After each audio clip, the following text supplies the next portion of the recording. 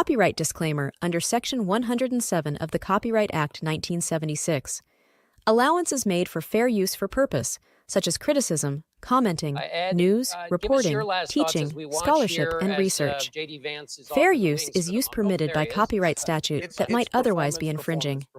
Nonprofit, education, or personal use tips the balance in favor of fair use. That's what they'll be looking for tonight. No handshake. No handshake and Let me go here. There's a growing concern. Notes, J.D. Vance doing the same as our colleagues. And then you're shaking hands before we hit the cameras. What's That's up, right. y'all? Hey, y'all, Well, grab we me. have, Any the evening Vice above Presidential ground, debate live coming it. up in a moment. It will be Hey, moderated by our own this is Norah about to be O'Donnell a and Margaret Brennan. Ohio train Senator wreck. J.D. Vance and Minnesota Governor Tim Walz take the stage. Well, they've taken the stage, so stick with us here and join us also on our streaming channel, CBS News 24/7. I'm glad you for gave us exclusive permission. Content you won't see Now let's get it. anywhere else. Thank you for joining us. Now, who is this black guy on the panel? You know what? Since you said we could stream it, we're gonna do this. We're gonna do it regular. Music sucks. How are y'all doing today? How was your day? Where is Bluey?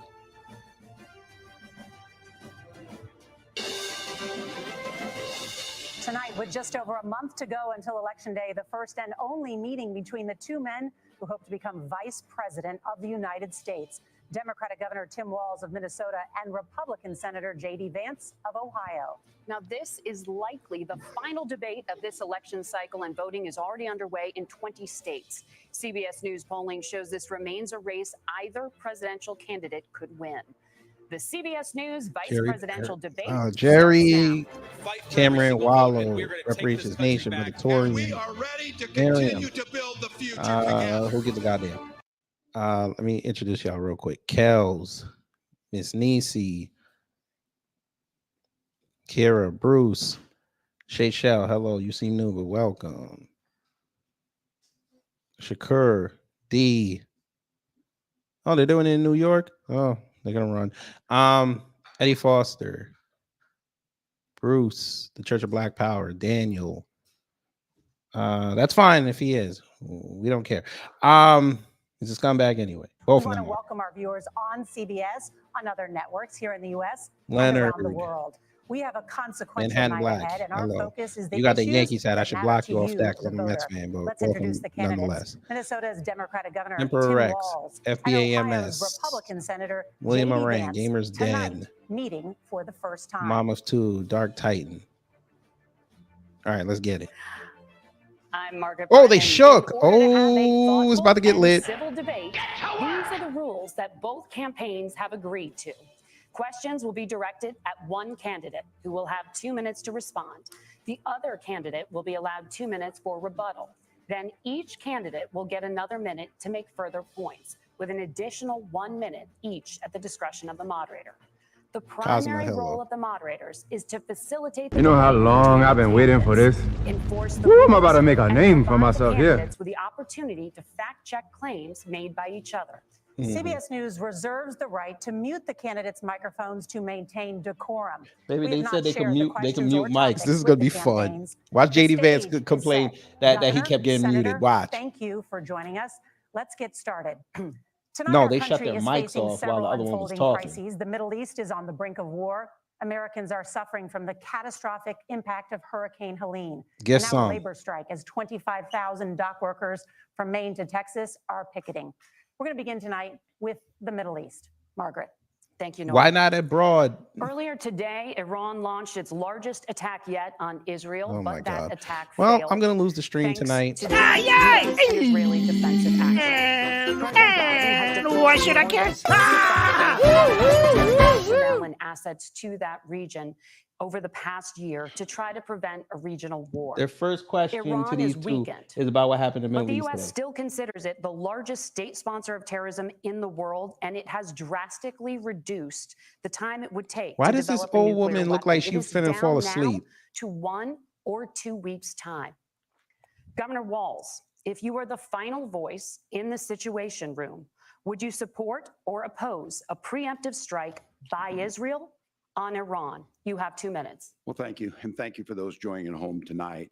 Let's keep in mind where this started.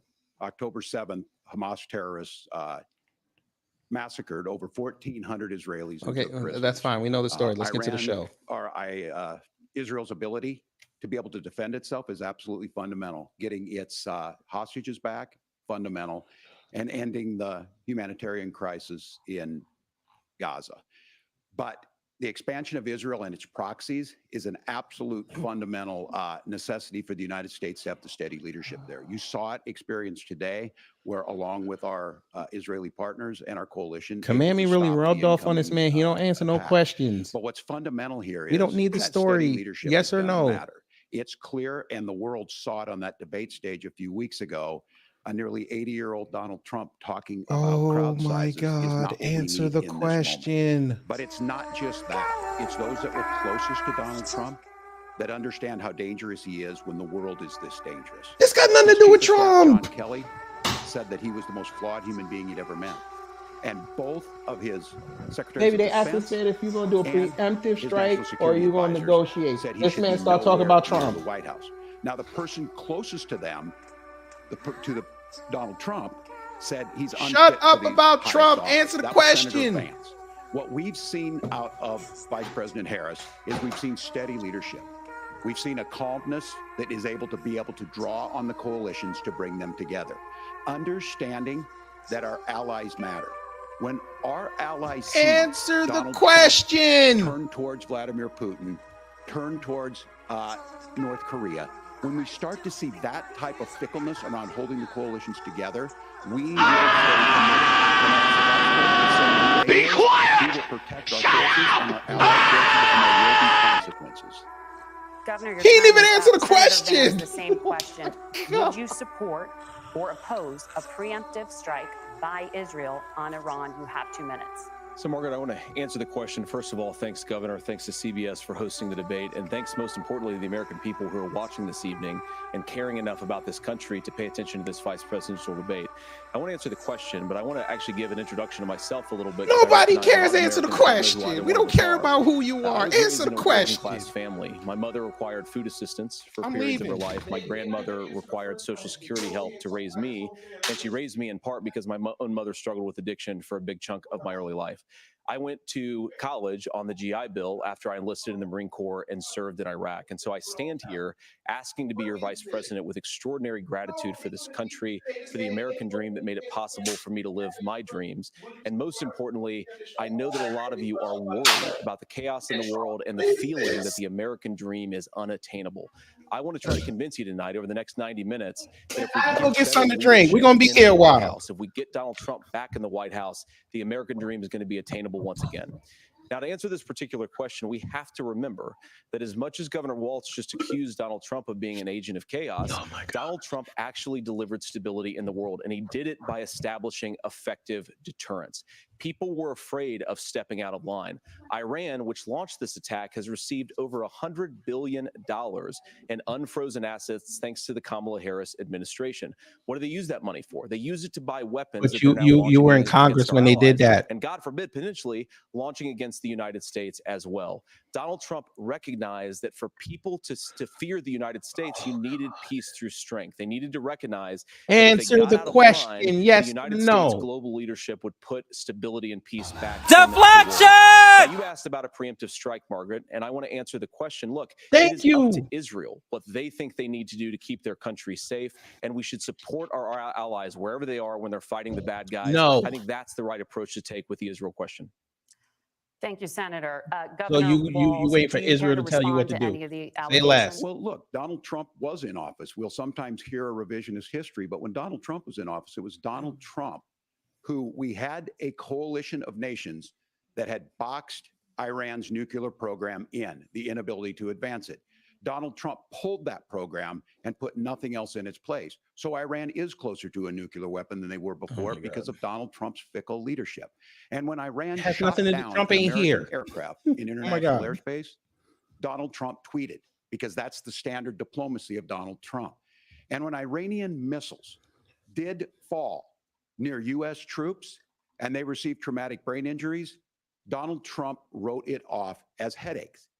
Look, our allies understand that Donald Trump is fickle. He will go to whoever has the most flattery or where it makes sense to him. Steady leadership like you witnessed today, like you witnessed in April. Both Iranian attacks were repelled. Our coalition is strong, and we need the steady leadership that Kamala Harris is providing. Senator Vance, the U.S. did have a diplomatic deal with Iran to temporarily pause parts of its nuclear program, and President Trump did exit that deal. He recently said, just 5 days ago, the U.S. must now make a diplomatic deal with Iran because the consequences are impossible. Did he make a mistake? You have 1 minute. Well, first of all, Margaret, diplomacy is not a dirty word, but I think that's something that Governor Walz just said is quite extraordinary. You yourself just said Iran is as close to a nuclear weapon today as they have ever been. And Governor Walz, you blame Donald Trump. Who has been the vice president for the last 3.5 years? And the answer is your running mate, not mine. Donald Trump consistently made the world more secure. Now, we talk about what the sequence of events that led us to where we are right now, and you can't ignore October the 7th, which I appreciate Governor Walz bringing up. But when did Iran and Hamas and their proxies attack Israel? It was during the administration of Kamala Harris. So Governor Walz can criticize Donald Trump's tweets, but they went off in 2019. What are you talking about? Peace through strength is 2018. Stability back to what are you talking broken about, world. sir? Donald Trump has already done it once before. Ask yourself at home, when was the last time, I'm 40 years old, when was the last time that an American president didn't have a major conflict break out? The only answer Trump literally had one. President. Gentlemen, we have a lot to get to. Nora? Margaret, thank you. Let's turn now to Hurricane Helene. The storm could become one of the deadliest on record. More than 160 people are dead and hundreds more are missing. Scientists say climate change makes these hurricanes larger, stronger, and more deadly because of the historic rainfall. Senator Vance, according to CBS News polling, 7 in 10 Americans and more than 60% of Republicans under the age of 45 favor the U.S. taking steps to try and reduce climate change. Senator, what responsibility would the Trump administration have to try and reduce the impact of climate change? I'll give you 2 minutes. Sure. So first of all, let's start with the hurricane because it's an unbelievable, unspeakable human tragedy. I just saw today actually a photograph of 2 grandparents on a roof with a 6-year-old child. And it was the last photograph ever taken of them because the roof collapsed and those innocent people lost their lives. And I'm sure Governor Walz joins me in saying our hearts go out to those innocent people. Our prayers go out to them. And we want as robust and aggressive as a federal response as we can get to save as many lives as possible. And then, of course, afterwards, to help the people in those communities rebuild. I mean, these are communities that I love. Some of them I know very personally in Appalachia, all across the Southeast. They need their government to do their job. And I commit that when Donald Trump is president again, the government will put the citizens of this country first when they suffer from a disaster.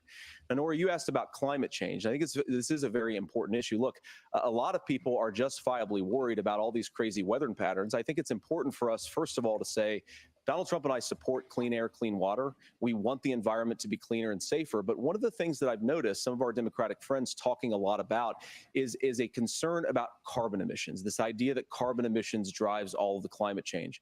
Well, let's just say that's true, just for the sake of argument, so we're not arguing about weird science. Let's just say that's true. Well, if you believe that, what would you want to do? The answer is that you'd want to reshore as much American manufacturing as possible, and you'd want to produce as much energy as possible in the United States of America because we're the cleanest economy in the entire world. What have Kamala Harris's policies actually led to? More energy production in China, more manufacturing overseas, more doing business in some of the dirtiest parts of the entire world. And when I say that, I mean the amount of carbon emissions they're doing per unit of economic output. So if we actually care about getting cleaner air and cleaner water, the best thing to do is to double down and invest in American workers and the American people. And unfortunately, Kamala Harris has done exactly the opposite. Governor Walz, you have 2 minutes to respond. Well, we got close to an agreement because all those things are happening. Look, first of all, it is a horrific tragedy with this hurricane. And my heart goes out to the folks that are down there in contact with the governors. I serve as co-chair of the Council of Governors, as we work together on these emergency managements. Governors know no partisanship. They work together. So all of the governors and the emergency responders are on the ground. Those happen on the front end. The federal government comes in, makes sure they're there to that we recover. But we're still in that phase where we need to make sure that they're staying there, staying focused. Now, look, coming back to the climate change issue, there's no doubt this thing roared onto the scene faster and stronger than anything we've seen. That's what she said. Senator Vance has said that there's a climate problem in the past. Donald Trump called it a hoax and then joked that these things would make more beachfront property to be able to invest in. What we've seen out of the Harris administration now, the Biden-Harris administration, is we've seen this investment. We've seen massive investments, the biggest in global history that we've seen in the Inflation Reduction Act, has created jobs all across the country. 2,000 in Jeffersonville, Ohio, taking the EV technology that we invented and making it here. 200,000 jobs across the country. The largest solar manufacturing plant in North America sits in Minnesota. But my farmers know climate change is real. They've seen 500-year droughts, 500-year floods back to back. But what they're doing is adapting, and this has allowed them to tell me, look, I harvest corn, I harvest soybean, and I harvest wind. We are producing more natural gas and more oil at any time than we ever have. We're also producing more. So how come that pipeline's still off? So the solution for us is to continue to move forward, that climate change is real. Reducing our impact is absolutely critical, but this is not a false choice. You can do that at the same time you're creating the jobs that we're seeing all across the country. That's exactly what this administration has done. We are seeing us becoming an energy superpower for the future, not just the current. And that's what absolutely makes sense. And then we start thinking about how do we mitigate these disasters? Thank you. Senator, I want to give you an opportunity to respond there. The governor mentioned that President Trump has called climate change a hoax. Do you agree? Well, look, what the president has said is that if the Democrats, in particular Kamala Harris and her leadership, if they really believe that climate change is serious, what they would be doing is more manufacturing and more energy production in the United States of America, and that's not what they're doing. So clearly, Kamala Harris herself doesn't believe her own rhetoric on this. If she did, she would actually agree with Donald Trump's energy policies. Now, something Governor Walz said I think is important to touch upon, because when we talk about clean energy, I think that's a slogan that often the Democrats will use here. I'm talking, of course, about the Democratic leadership. And the real issue is that if you're spending hundreds of millions or even billions of dollars of American taxpayer money on solar panels that are made in China, number one, you're going to make the economy dirtier. We should be making more of those solar panels here in the United States of America. Some of them are, Tim, but a lot of them are being made overseas in China, especially the components that go into those solar panels. So if you really want to make the environment cleaner, you've got to invest in more energy production. We haven't built a nuclear facility, I think, one in the past 40 years. Natural gas, we got to invest more in it. Kamala Harris has done the opposite. That's raised energy prices and also meant that we're doing worse by the climate. Senator, your time is up.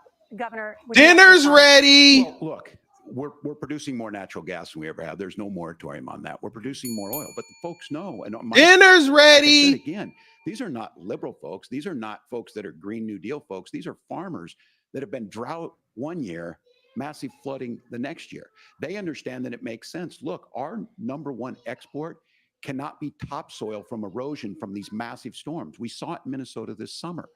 And thinking about how do we respond to that, we're thinking ahead on this. And what Kamala Harris has been able to do in Minnesota, we're starting to weatherproof some of these things. The infrastructure law that was passed allows us to think about mitigation in the future. How do we make sure that we're protecting by burying our power lines? How do we make sure that we're protecting lakefronts and things that we're seeing more and more of?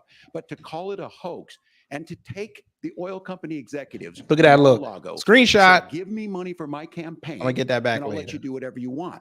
We can be smarter about that. And an all above energy policy is exactly what she's doing, creating those jobs right here. Governor, your time is up. The overwhelming consensus dinner's among ready. scientists is that those jobs, we can be smarter about that. And an all above energy policy is exactly what she's doing, creating those jobs right here. Governor, your time. U.S.-Mexico border consistently ranks as one of the top issues for American voters. Senator Vance, your campaign is pledging to carry out the largest mass deportation plan in American history and to use the U.S. military to do so.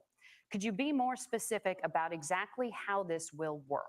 For example, would you deport parents who have entered the U.S. illegally and separate them from any of their children who were born on U.S. soil. Yes, You have 2 minutes. you should. So first of all, Margaret, before we talk about deportations, Oh, we Lord. have to stop the bleeding. We have a historic immigration crisis because Kamala Harris started. He just went and away and said not that answered the she wanted question. to undo all To of Donald join Trump's this border MAGA policies. train, baby. 94 executive orders suspending deportations, decriminalizing illegal aliens, massively increasing the asylum fraud that exists in our system. That has opened the floodgates. And what it's meant is that a lot of fentanyl is coming into our country.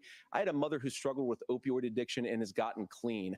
I don't want people who are struggling with addiction to be deprived of their second chance because Who cares? fentanyl into our community. Answer the at question. record levels. So you've got to stop the bleeding. You've got to re-implement Donald Trump's border policies, build the wall, re-implement deportations. And that gets me to your point, Margaret, about what do we actually do? So we've got 20, 25 million illegal aliens who are here in the country. What do we do with them? I think the first thing that we do is we start with the criminal migrants. About 1 million of those people have committed some form of crime in addition to crossing the border illegally. I think you start with deportations on those folks. And then I think you make it harder for illegal aliens to undercut the wages of American workers. A lot of people will go home if they can't work for less than minimum wage in our own country. And by the way, that'll be really good for our workers who just want to earn a fair wage for doing a good day's work.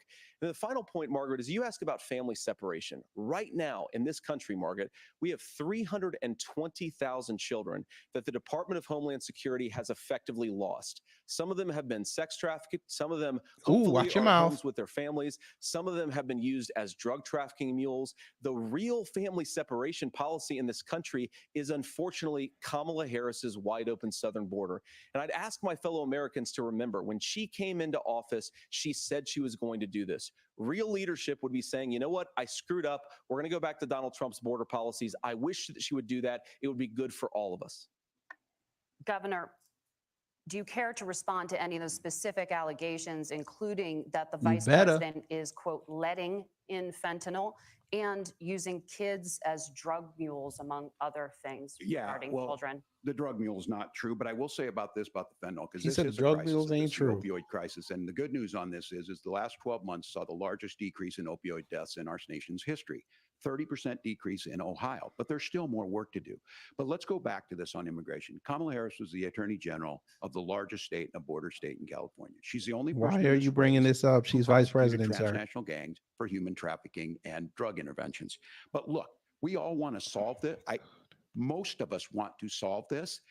And that is the United States Congress. That's the Border Patrol agents. That's the Chamber of Commerce. That's most Americans out here. That's why we had the fairest and the toughest bill on immigration that this nation's seen.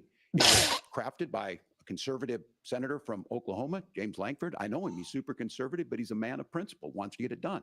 Democrats and Republicans worked on this piece of legislation. The Border Patrol said, this is what we need in here. These are the experts. And the Chamber of Commerce and the Wall Street Journal said, pass this thing. Kamala Harris helped get there. 1,500 new border agents, detection for drugs, DOJ money to speed up these the adjudications on this, just doing everything they want. But as soon as everybody can actually tackle this, Donald Trump said no, told them to vote against it because it gives him a campaign issue. It gives him to, what would Donald Trump talk about if we actually did some of these things? And they need to be done by the legislature. You can't just do this through the executive branch. So look, we have the options to do this. Donald Trump had 4 years. He had 4 years to do this. And he promised you, America, how easy it would be. I'll build you a big, beautiful wall. Dinner's ready. Less than 2% of that wall got built, and Mexico didn't pay a dime. But here we are again, 9 years after he came down that escalator, dehumanizing people and telling them what he was going to do. As far as the deportation plan, at one point, Senator Vance said it was so unworkable to be laughable. So that's where we're at. Pass the bill, she'll sign it. Governor, your time is up. Senator, the question was, will you separate parents from their children? They didn't even answer the question. They had to go back and tell them to answer the question. You have 1 minute. Margaret, my point is that we already have massive child separations thanks to Kamala Harris's open border. And I didn't accuse Kamala Harris of inviting drug mules. I said that she enabled the Mexican drug cartels to operate freely in this country. And we know that they use children as drug mules, and it is a disgrace, and it has to stop. Look, I think what Tim said just doesn't pass the smell test. For 3 years, Kamala Harris went out bragging. I would say that she something was wrong, gonna but I'm gonna be undo Donald quiet. Trump's border policy. She did exactly that. We had a record number of illegal crossings. We had a record number of fentanyl. The only coming thing into you our smell is country. garam And masala. now that she's running for president, or a few months before, she says that somehow she got religion and cared a lot about a piece of legislation. The only thing that she did when she became the vice president, when she became the appointed border czar, was to undo 94 Donald Trump executive actions that opened the border. This problem is leading to massive problems in the United States of America. Parents who can't afford health care, schools that are overwhelmed. It's got to stop, and it will when Donald Your Trump man is president. helped again. do that, your though, time sir. is up. Governor, what about our CBS News polling, which does show that a majority of Americans, more than 50%, support mass deportations? Look, we fix this issue with a bill that is necessary, but the issue on this is what happens You when hear don't him? want to solve it. He You just talked about demonize it. y'all's crime bill So we that's saw coming. this, and Senator Vance, and it surprises me on this, talking about and saying, I will create stories to bring attention to this. That vilified a large number of people who were here legally in the community of Springfield. The Republican governor said, it's not true, don't do it. There's consequences for this. There's consequences. We could come together. Senator Langford did it. We could come together and solve this if we didn't let Donald Trump continue to make it an issue. And the consequences in Springfield were the governor had to send state law enforcement to escort kindergartners to school. I believe Senator Vance wants to solve this, but by standing with Donald Trump and not working together to find a solution, it becomes a talking point. And when it becomes a talking point like this, we dehumanize and villainize other human beings. Tim, Governor, your time is up. Senator, I'll give you 1 minute, but let me just ask you the question first. The governor has made the point, and I think as a sitting lawmaker, you know that Congress controls the purse strings and any funding. So you have said repeatedly that Donald Trump would, through executive action, solve this. Do you disagree that Congress controls the purse strings and would need to support many of the changes that you would actually want to implement? You have 1 minute. Look, Margaret, first of all, the gross majority of what we need to do at the southern border is just empowering law enforcement to do their job. I've been to the southern border more than our border czar, Kamala Harris, has been, and it's actually heartbreaking because the Border Patrol agents, they just want to be empowered to do their job. Of course, additional resources would help, but most of this is about the president and the vice president empowering our law enforcement to say, if you try to come across the border illegally, you've got to stay in Mexico, you've got to go back through proper channels. Now, Governor Walz brought up the community of Springfield, and he's very worried about the things that I've said in Springfield. Look, in Springfield, Ohio, and in communities all across this country, you've got schools that are overwhelmed. You've got hospitals that are overwhelmed. You have got housing that is totally unaffordable because we brought in millions of illegal immigrants to compete with Americans for scarce homes. The people that I'm most worried about in Springfield, Ohio, are the American citizens who have had their lives destroyed by Kamala Harris's open border. It is a disgrace, Tim. And I actually think, I agree with you. I think you want to solve this problem. You hear but him? I don't think that Kamala Harris does. Senator, your time is up. Governor, you have 1 minute to respond. Yeah, well, it is law enforcement that Dinner's asked for the bill. ready. They helped craft it. They're the ones that supported it. That's because they know we need to do this. Look, this issue of continuing to bring this up, of not dealing with it, of blaming migrants for everything.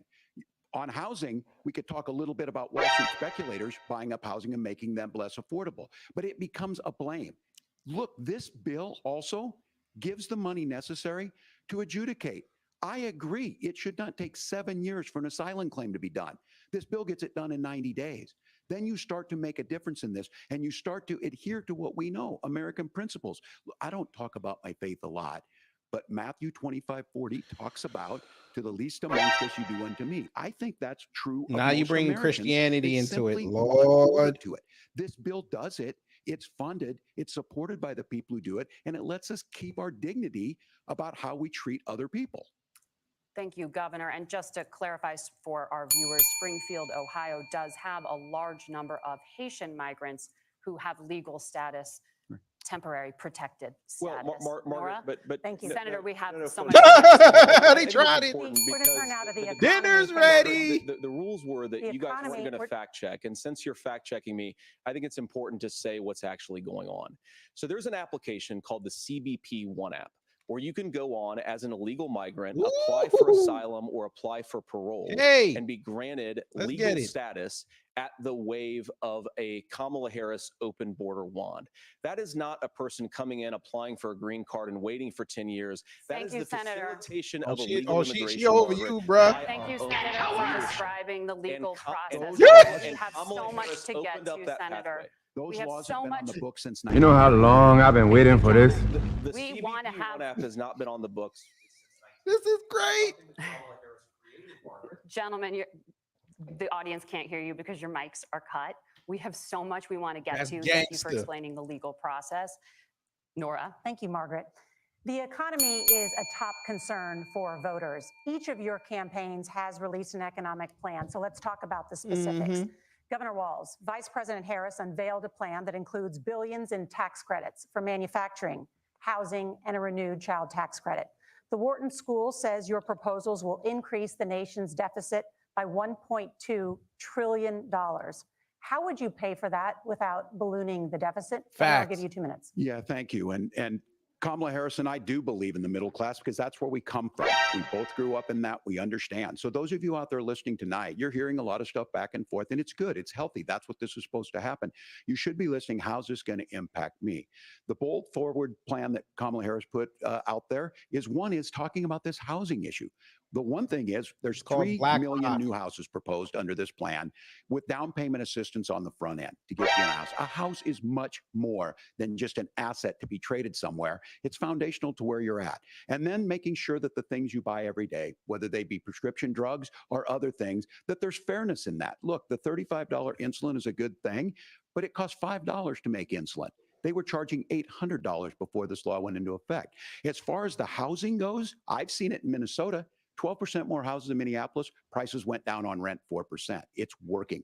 And then making sure tax cuts go to the middle class. $6,000 child tax credit, we have one in Minnesota, reduces childhood poverty by 1/3. We save money in the long run, and we do the right thing for families. And then getting businesses off the ground. The law as it stands right now is $5,000 tax credit for small business, increasing that to $50,000. Now, this is a philosophical difference between us. Donald Trump made a promise, and I'll give you this. He kept it. He took folks to Mar-a-Lago, said, "You're rich as hell, I'm gonna give you a tax cut." He gave the tax cut. That's a nice move. What I like happened there that. was an $8 trillion increase in the national debt, the largest ever. Now he's proposing a 20% consumption or sales tax on everything we bring in. Everyone agrees, including businesses, it would be destabilizing it. It would increase inflation and potentially lead to a recession. Look, this is simple for you. Where are we going? Kamala Harris has said to do the things she wants to do. We'll just ask the wealthiest to pay their fair share. When you do that, our system works best. More people are participating in it, and folks have the Dinner's things that ready. they need.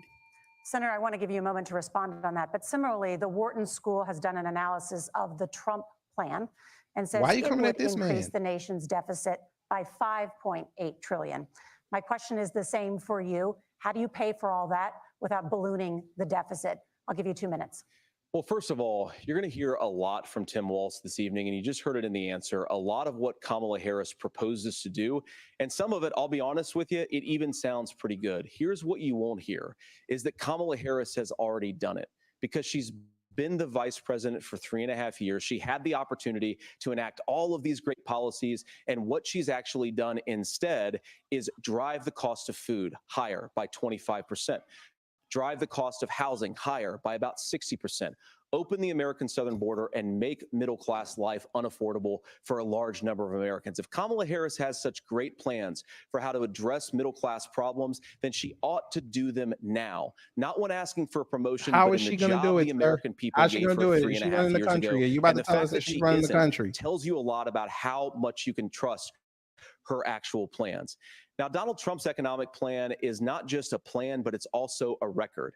A lot of those same economists attack Donald Trump's plans, and they have PhDs, but they don't have common sense and they don't have wisdom. Because Donald Trump's economic policies delivered the highest take-home pay in a generation in this country, 1.5% inflation, and to boot, peace and security all over the world. So when people say that Donald Trump's economic plan doesn't make sense, I say, look at the record. He delivered rising take-home pay for American workers. workers.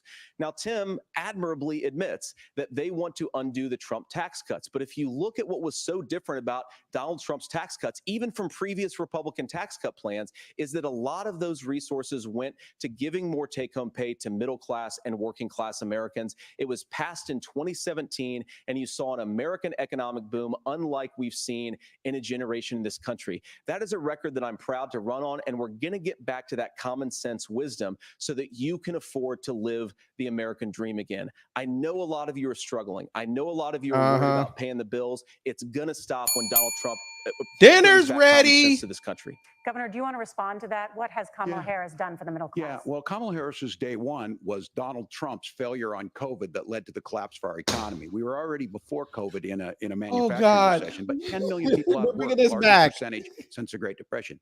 9 million jobs closed on that. That was day one. Whether it was the Infrastructure Act or other things we moved. Now,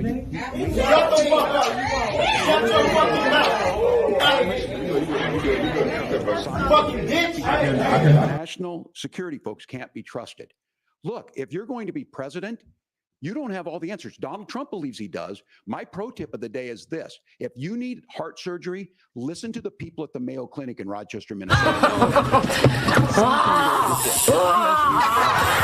Teachers, nurses, truck drivers, or whatever. How is it fair that you're paying your taxes every year and Donald Trump hasn't paid any federal tax in the last 15 years? The last year as president.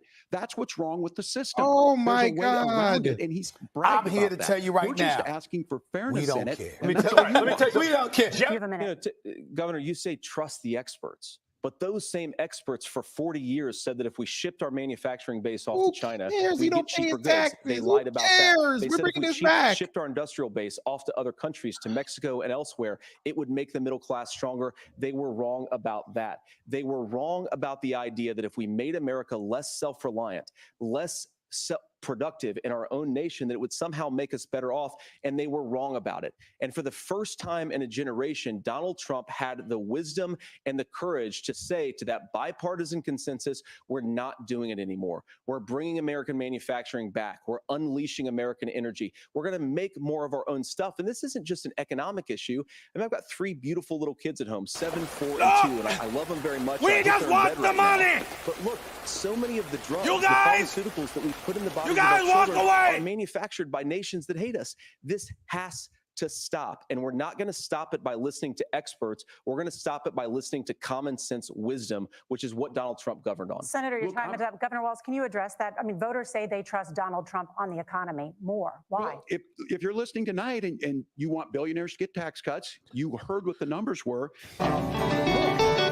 And folks, don't make people off their mind. Things overseas, but I understand that. Look, we produce soybeans and corn. We need to have fair trading partners. That's something that we believe in.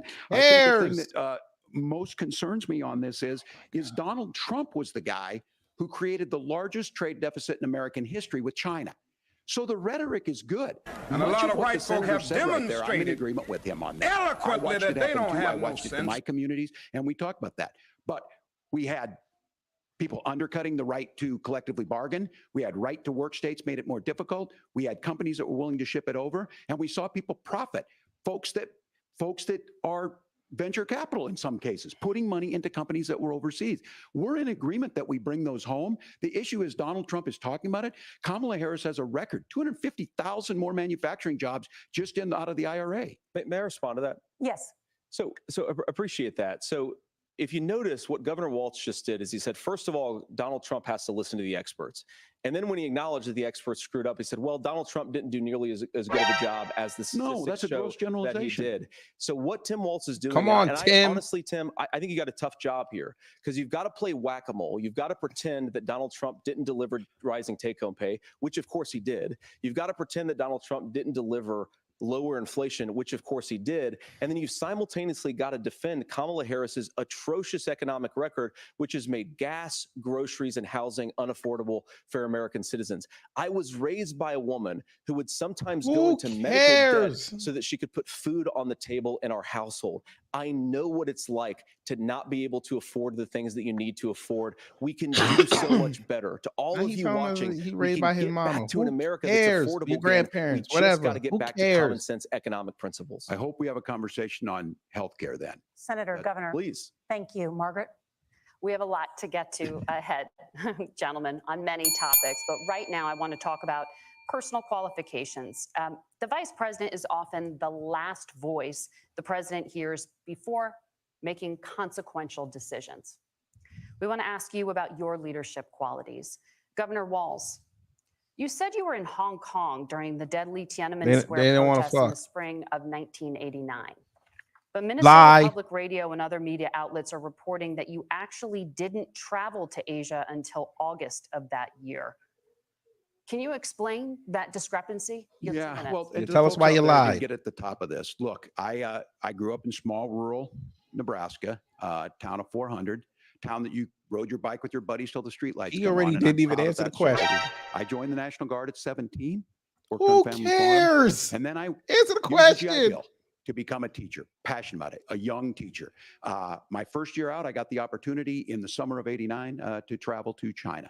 35 years ago, be able to do that. I came back home and then started a program to take young people there. We would take basketball teams, we would take baseball teams, we would take dancers, and we would go back and forth to China.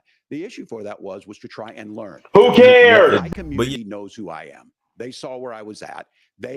Look, I will be the first to tell you, I have poured my heart into my community. I've tried to do the best I can, but I've not been perfect. Deflection! It's always been about that. He said same he's a people knucklehead. Elected me to Congress for 12 years. And in Congress, I was one of the most bipartisan people, working on things like farm bills that we got done, working on veterans benefits. And then the people of Minnesota were able to elect me to governor twice. So look, my commitment has been from the beginning to make sure that I'm there for the people, to make sure that I get this right. I will say more than anything. Many times I will talk a lot. I will get caught up in the rhetoric. But being there, the impact Dinner's it made, ready. the difference it made in my life, I learned a lot about China. I hear the critiques Who of this. I would make cares? the case that Donald Trump should have come on one of those trips with us. I guarantee you he Trump wouldn't got be, a whole Trump praising Tower Xi in Hong Kong. Jinping Shut about up. COVID. And I guarantee you he wouldn't start a trade war that he ends up losing. So this is about trying to understand the world. It's about trying to do the best you can for your community. And then it's putting yourself out there and letting your folks understand what it is. My commitment, whether it be through teaching, which I was good at, or whether it was being a good soldier or was being a good member of Congress, those are the things that I think are the values that people care about.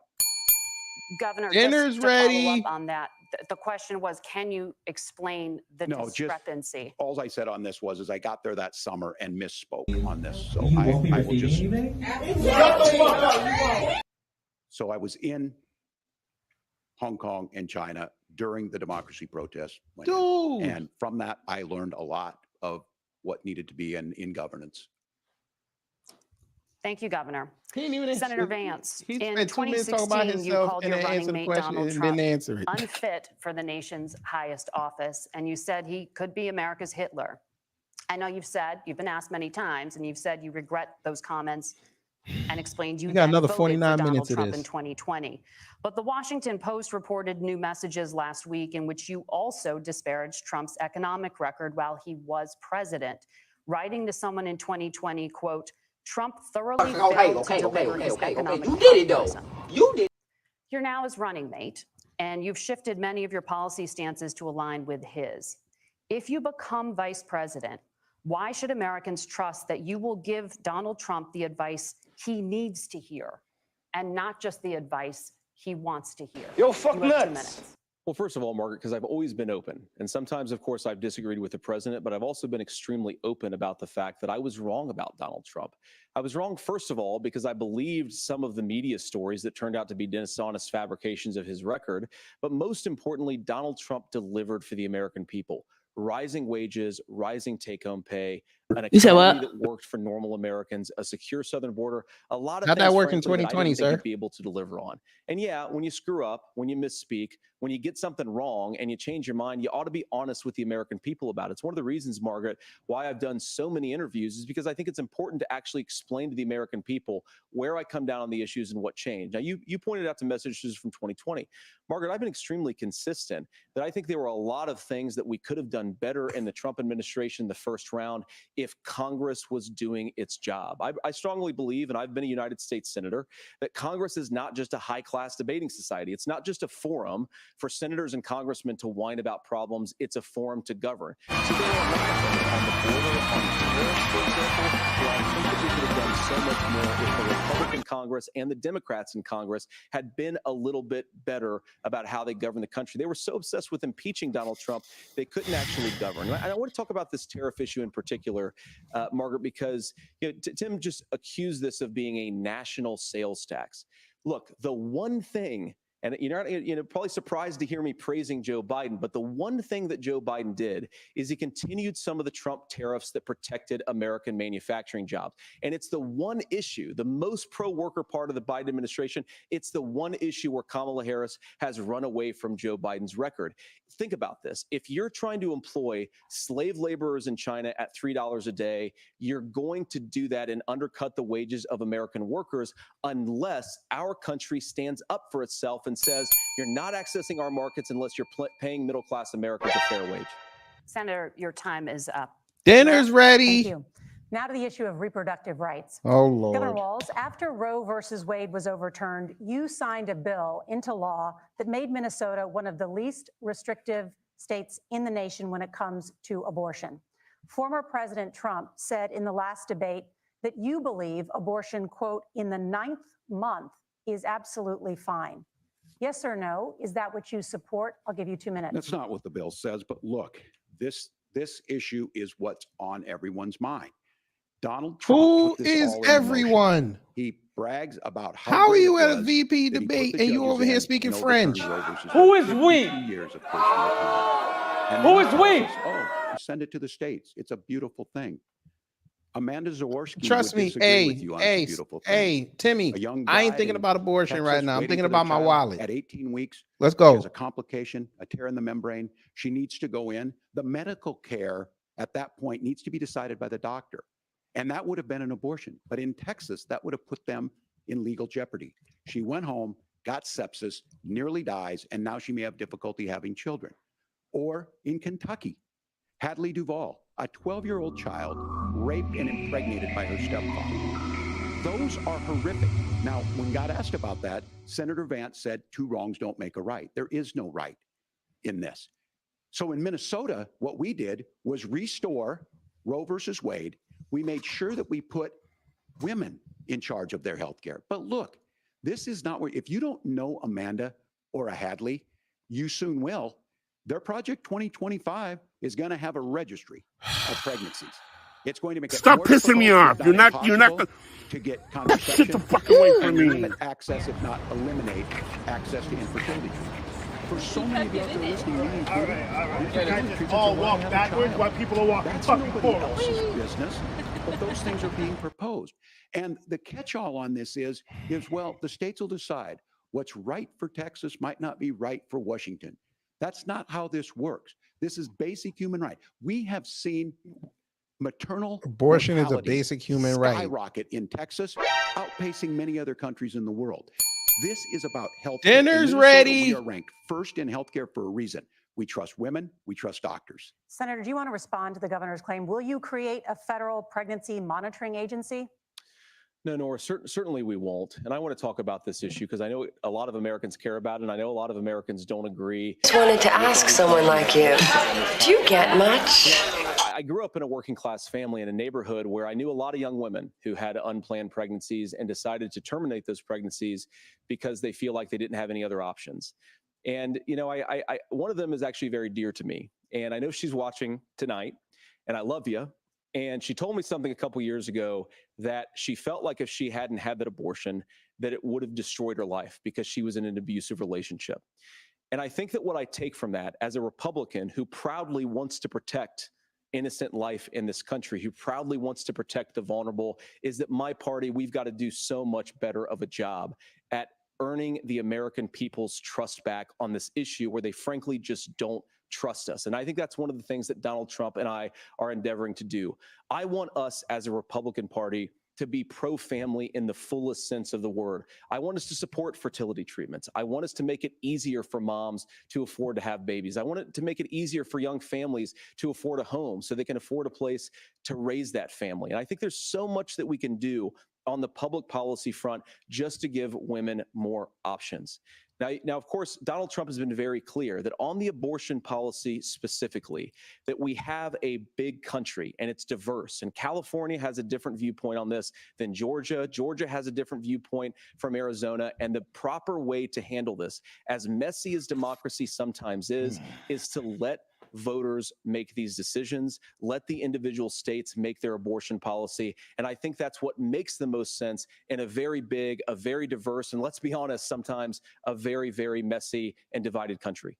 Governor, would you like to respond and also answer the question about restrictions? Yeah, well, the question got asked and Donald Trump made the accusation that wasn't true about Minnesota. Well, let me tell you about this idea that there's diverse states.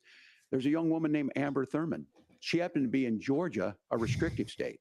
Because of that, she had to travel a long distance to North Carolina to try and get her care. It's only 3 hours. Amber Thurman died in that journey back and forth. The fact of the matter is, how can we as a nation say that your life and your rights, as basic as the right to control your own body, is determined on geography? There's a very real chance, had Amber Thurman lived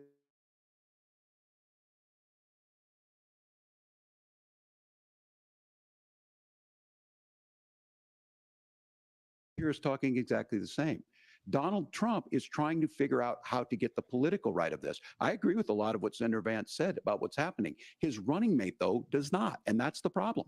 Governor, your time is up. Senator, let me ask you about that. He mentioned, it was, I think, referring to a national ban. In the past, you have supported a federal ban on abortion after 15 weeks.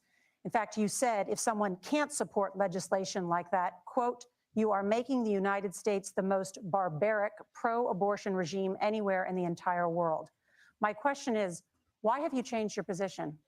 Well, Nora, first of all, I never supported a national ban. I did when I was running for Senate in 2022 talk about setting some minimum national standard. So for you example, lied. we have a partial birth abortion ban in place in this country at the federal level. I don't think anybody's trying to get rid of that, or at least I hope not, though I know that Democrats have taken a very radical pro-abortion stance. But Nora, you know, one of the things that changed is in the state of Ohio, we had a referendum in 2023, and the people of Ohio voted overwhelmingly, by the way, against my position.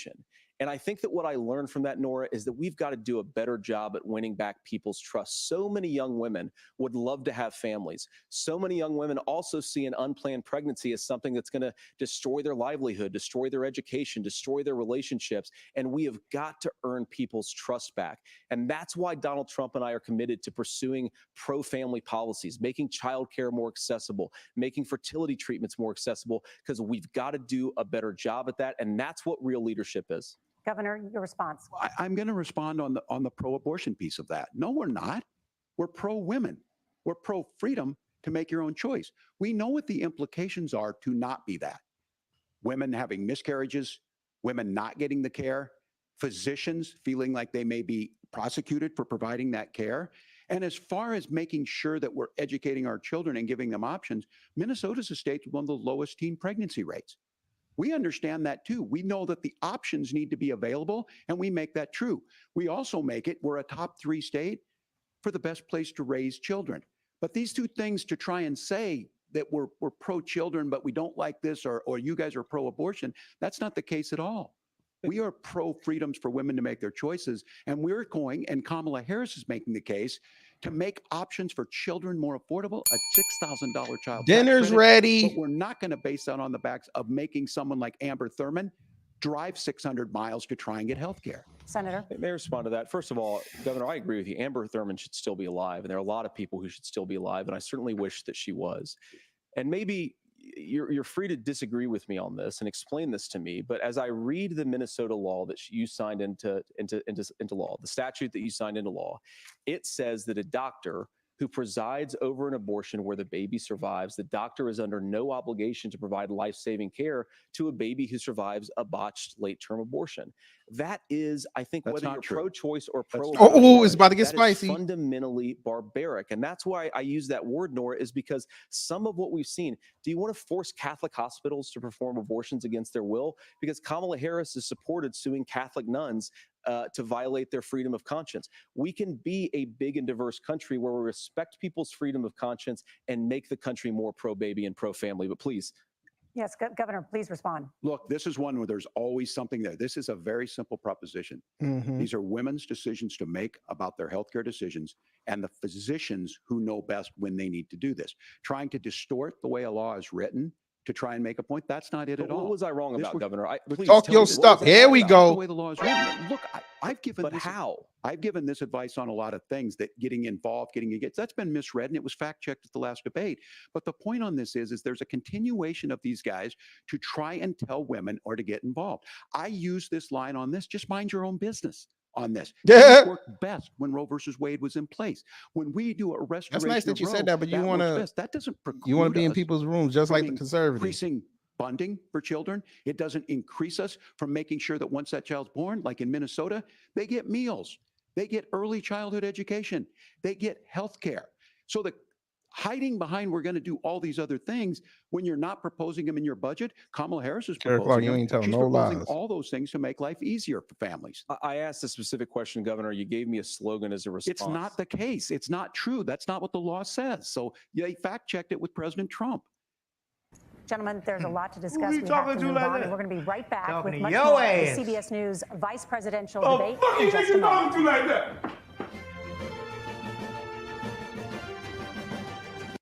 All right, y'all. There's the first part of the debate. Y'all got a rating? Let's do the rating.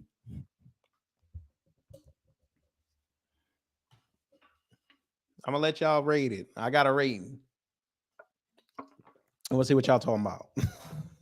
It was starting to get spicy at the end. Tim was loading up.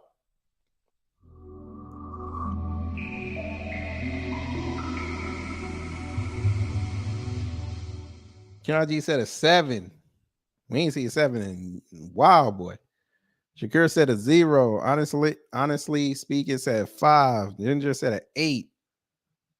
Bruce said yuck. Church Black Power said a -5. Couch out of 10. A 4, -3.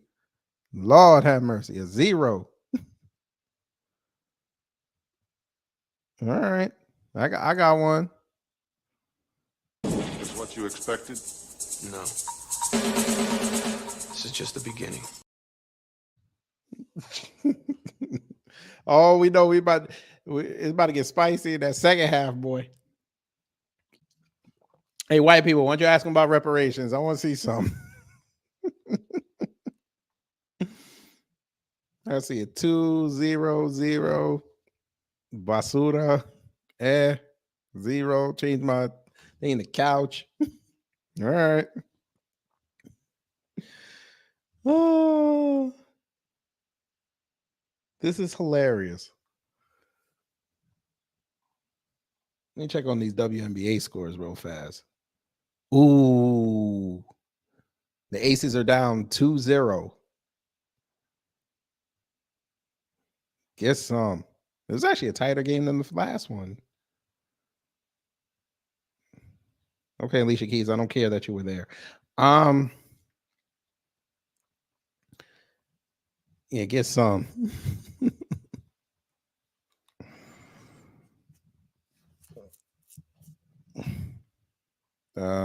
Pause. Yeah, you gotta get a pause on that real fast. Pause.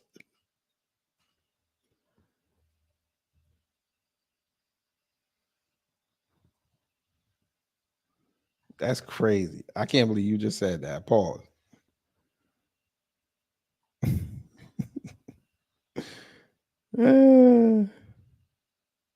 Said a 1. All right.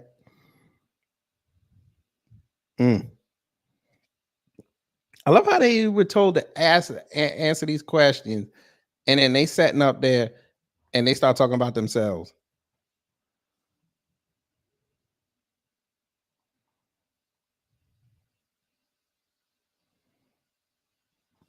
That's crazy. I ain't never seen nothing like that before.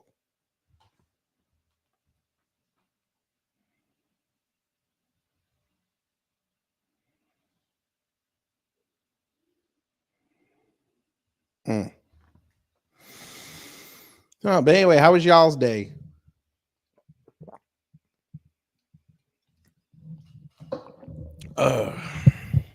Look at this. Do you see this?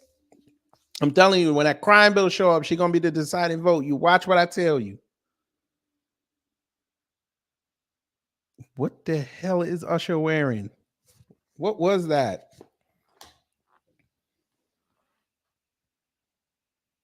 What is it? Who is this coon? What is this? Clearly uplifting. Okay. All right.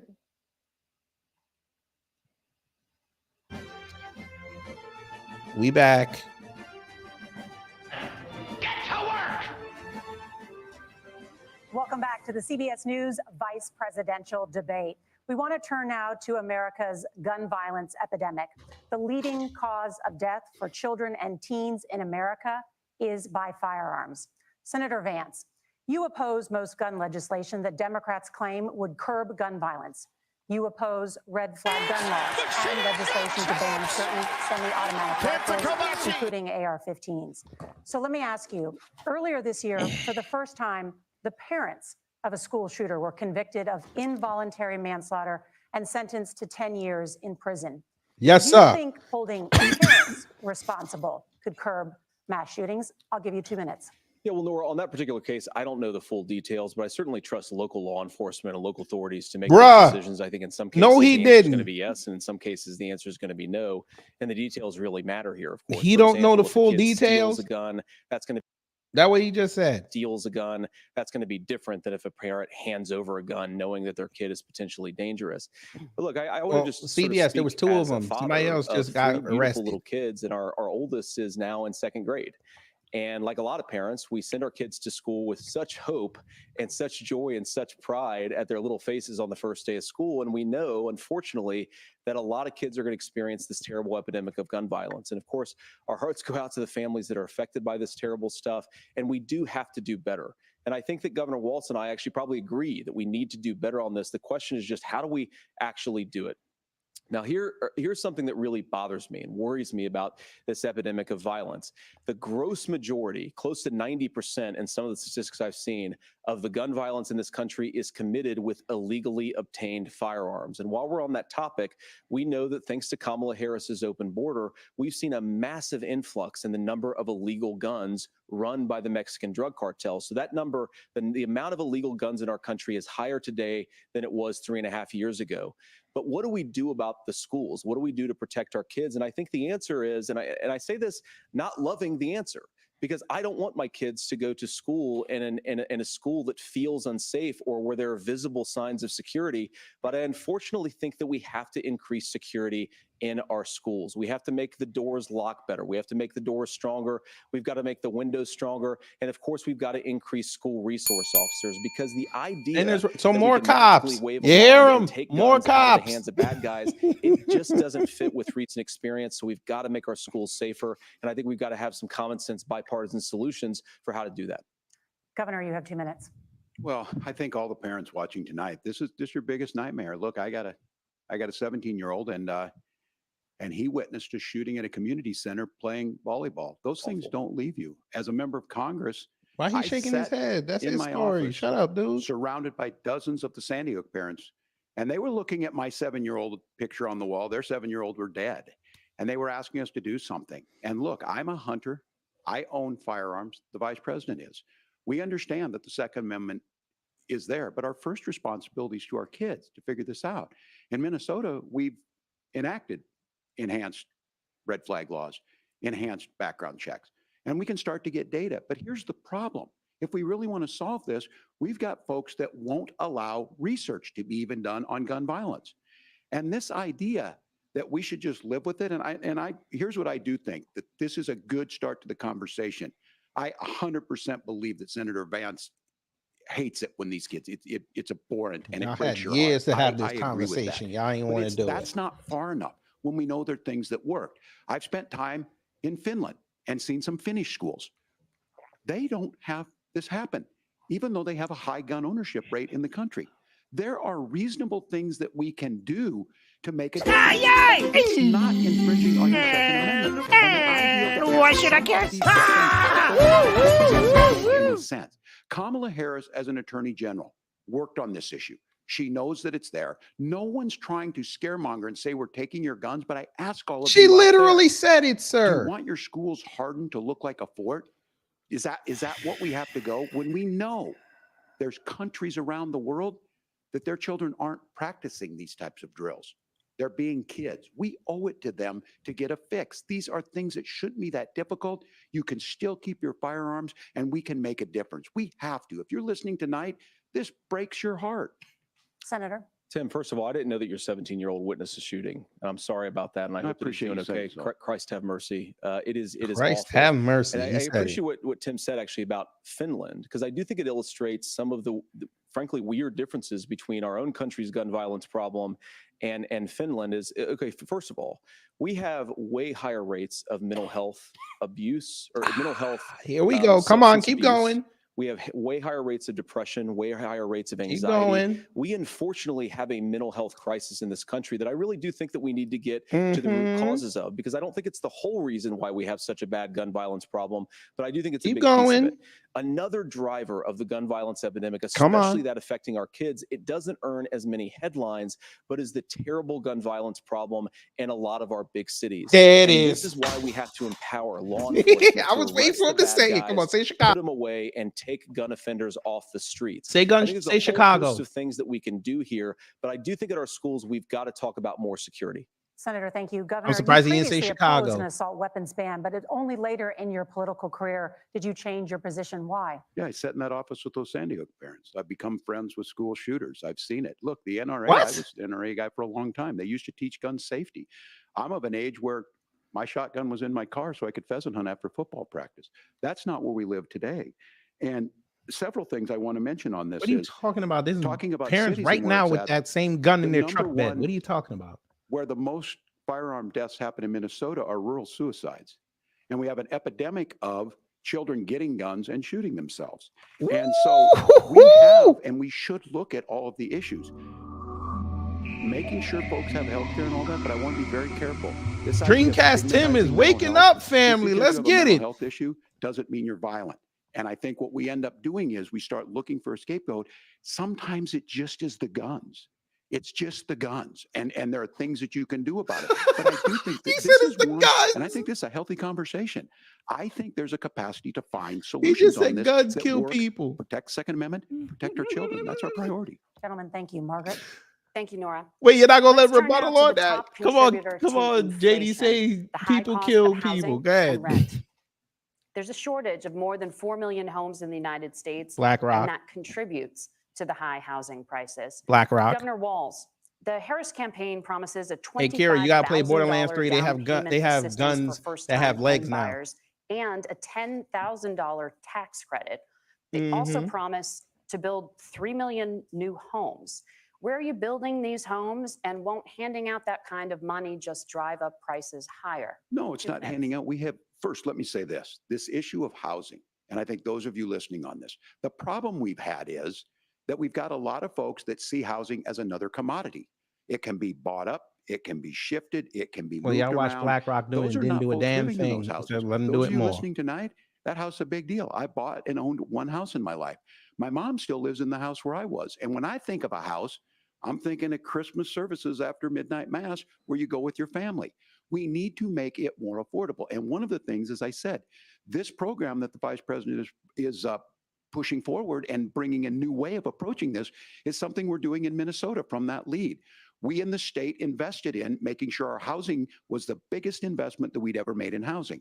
It starts to make it easier. We cut some of the red tape. Local folks, look, we can't do it at the federal level, but local folks make it easier to build those homes. And then that down payment We assistance. can't I do it can at tell the all of you federal out there, level. That's what he one just of the- said.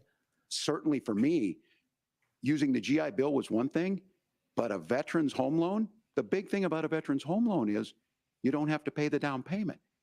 Those are things that make it there. Now, look, you're going to pay it back and you're going to pay your mortgage. Those are things that we know in the long run, the appreciated value, the generational wealth that's created from it. And I will give Minneapolis an example. Minneapolis is the one city where we've seen the lowest inflation rates. We've seen a 12% increase in stock because we've put some of these things in, and we're implementing a state program to make sure we give some of that down payment assistance. We get it back from people because here's what we know. People with stable housing end up with stable jobs. People with stable housing have their kids able to get to school. All of those things in the long run end up saving our money. And that's the thing that I think we should be able to find some common ground in, but we can't blame immigrants for the only reason. That's not the case that's happening in many cities. The fact of the matter is that we don't have enough naturally affordable housing, but we can make sure that the government's there to help kickstart it, create that base. Governor, your time is up. Senator Vance, as far as your campaign, Look at Tim like a rock. Is to seize federal lands to build homes, remove regulation, Tim. provide tax breaks, and cut back Tim on went- immigration, which Tim you went say super pushes white. up prices. Where are you going to build all the new homes you're promising, and what part They already of have the any of homes. this It's called plan will Black provide Rock. immediate relief? You have 2 minutes. Well, first of all, Tim just said something that I agree with. We don't want to blame immigrants for higher housing prices, but we do want to blame Kamala Harris for letting You in blame them for millions of everything illegal else, but you're aliens not into going to this blame them for the country, housing which crisis. Do y'all does hear what drive they up saying? costs, Tim. 25 million illegal aliens competing with Americans for scarce homes is one of the most significant drivers of home prices in the country. It's why Well, you we just have say you can't blame them for massive the housing increases in crisis. Now home you're blaming them prices for the that price. happen right Oh my alongside God. massive increases in illegal alien populations under Kamala Harris's leadership. Now, Tim just mentioned a bunch of ideas. Now, some of those ideas I actually think are halfway decent, and some of them I disagree with. But the most important thing here is Kamala Harris is not running as a newcomer to politics. She is the sitting vice president. If she wants to enact all of these policies to make housing more affordable, I invite her to use the office that the American people already gave her, not sit around and campaign and do nothing while Americans find the American dream of homeownership completely unaffordable. Now, you asked, Gary, Margaret, you what didn't would see the video we immediately played where they said they're change jacking the up the equation for American they're citizens? jacking up the If price on the you trailer lower home energy prices, as land. Donald Trump says, drill baby drill. One of the biggest drivers of housing costs, aside from illegal immigration, is think about it. You If a just truck said driver's paying it, 40% the migrants more had for nothing to do diesel, with it. Now then you're the blaming lumber them he's for it. delivering to the job Jesus. site to build the house is also going to become a lot more expensive. If we open up Who American allowed energy, that? you will get immediate Your pricing boy allowed that. relief for American citizens, not, by the way, just in housing, but in a whole host of other economic goods too. Senator Vance, you Dinner's still have ready. 23 seconds there. Do you want to answer Can I have it? where? Yeah. That's Governor, what she we will said. Get to you in a moment. But Senator, where are you going to seize the federal lands? Can you clarify? Well, what Donald Trump has said is we have a lot of federal lands that aren't being used for anything. They're not being used for national park. They're not being used, and they could be places where we build a lot of housing. And I do think that we should be opening up building in this country. We have a lot of land that could be used. We have a lot of Texas, y'all Americans about that to get need invaded homes. again. We should be kicking out illegal immigrants who are competing for those homes, and we should be building Them white more homes supremacists for the be- American citizens. You know who why he's deserve to saying be that here. though? They're looking at Senator, your Asheville time right is now. up. Governor, I do want to let you respond to the allegation that the vice Chimney president Rock is about to become letting some of the most in sought after land in the migrants, country. Not true. And again, that you it's have the affecting facts. I housing guess we prices. agreed not to fact And check. I'll boom. check it. That look, crossings are Ooh, down she's compared calling to out when them Donald Trump fat left checking. office. Get But it's some. again blaming and not trying to find the solution. I was going to ask you on this question: are we going to drill and build houses in the same federal land? And I think when people hear federal lands, these are really important pieces of land. Now, Minnesota doesn't have a lot of federal lands. I know in the western part of the countries we do. There's not a lot of federal lands in and around Minneapolis, for example. So the issue is I don't understand the federal lands issue unless we see this, and I worry about this as someone who They cares want to deeply move about our national folk parks into the and our federal Midwest. lands. Look, Minnesota, we protect They these want to things. get a. We've got They want about to make 20% of Tornado the world's Alley fresh water. purple. These lands protect. They're there for a reason. They belong to all of us.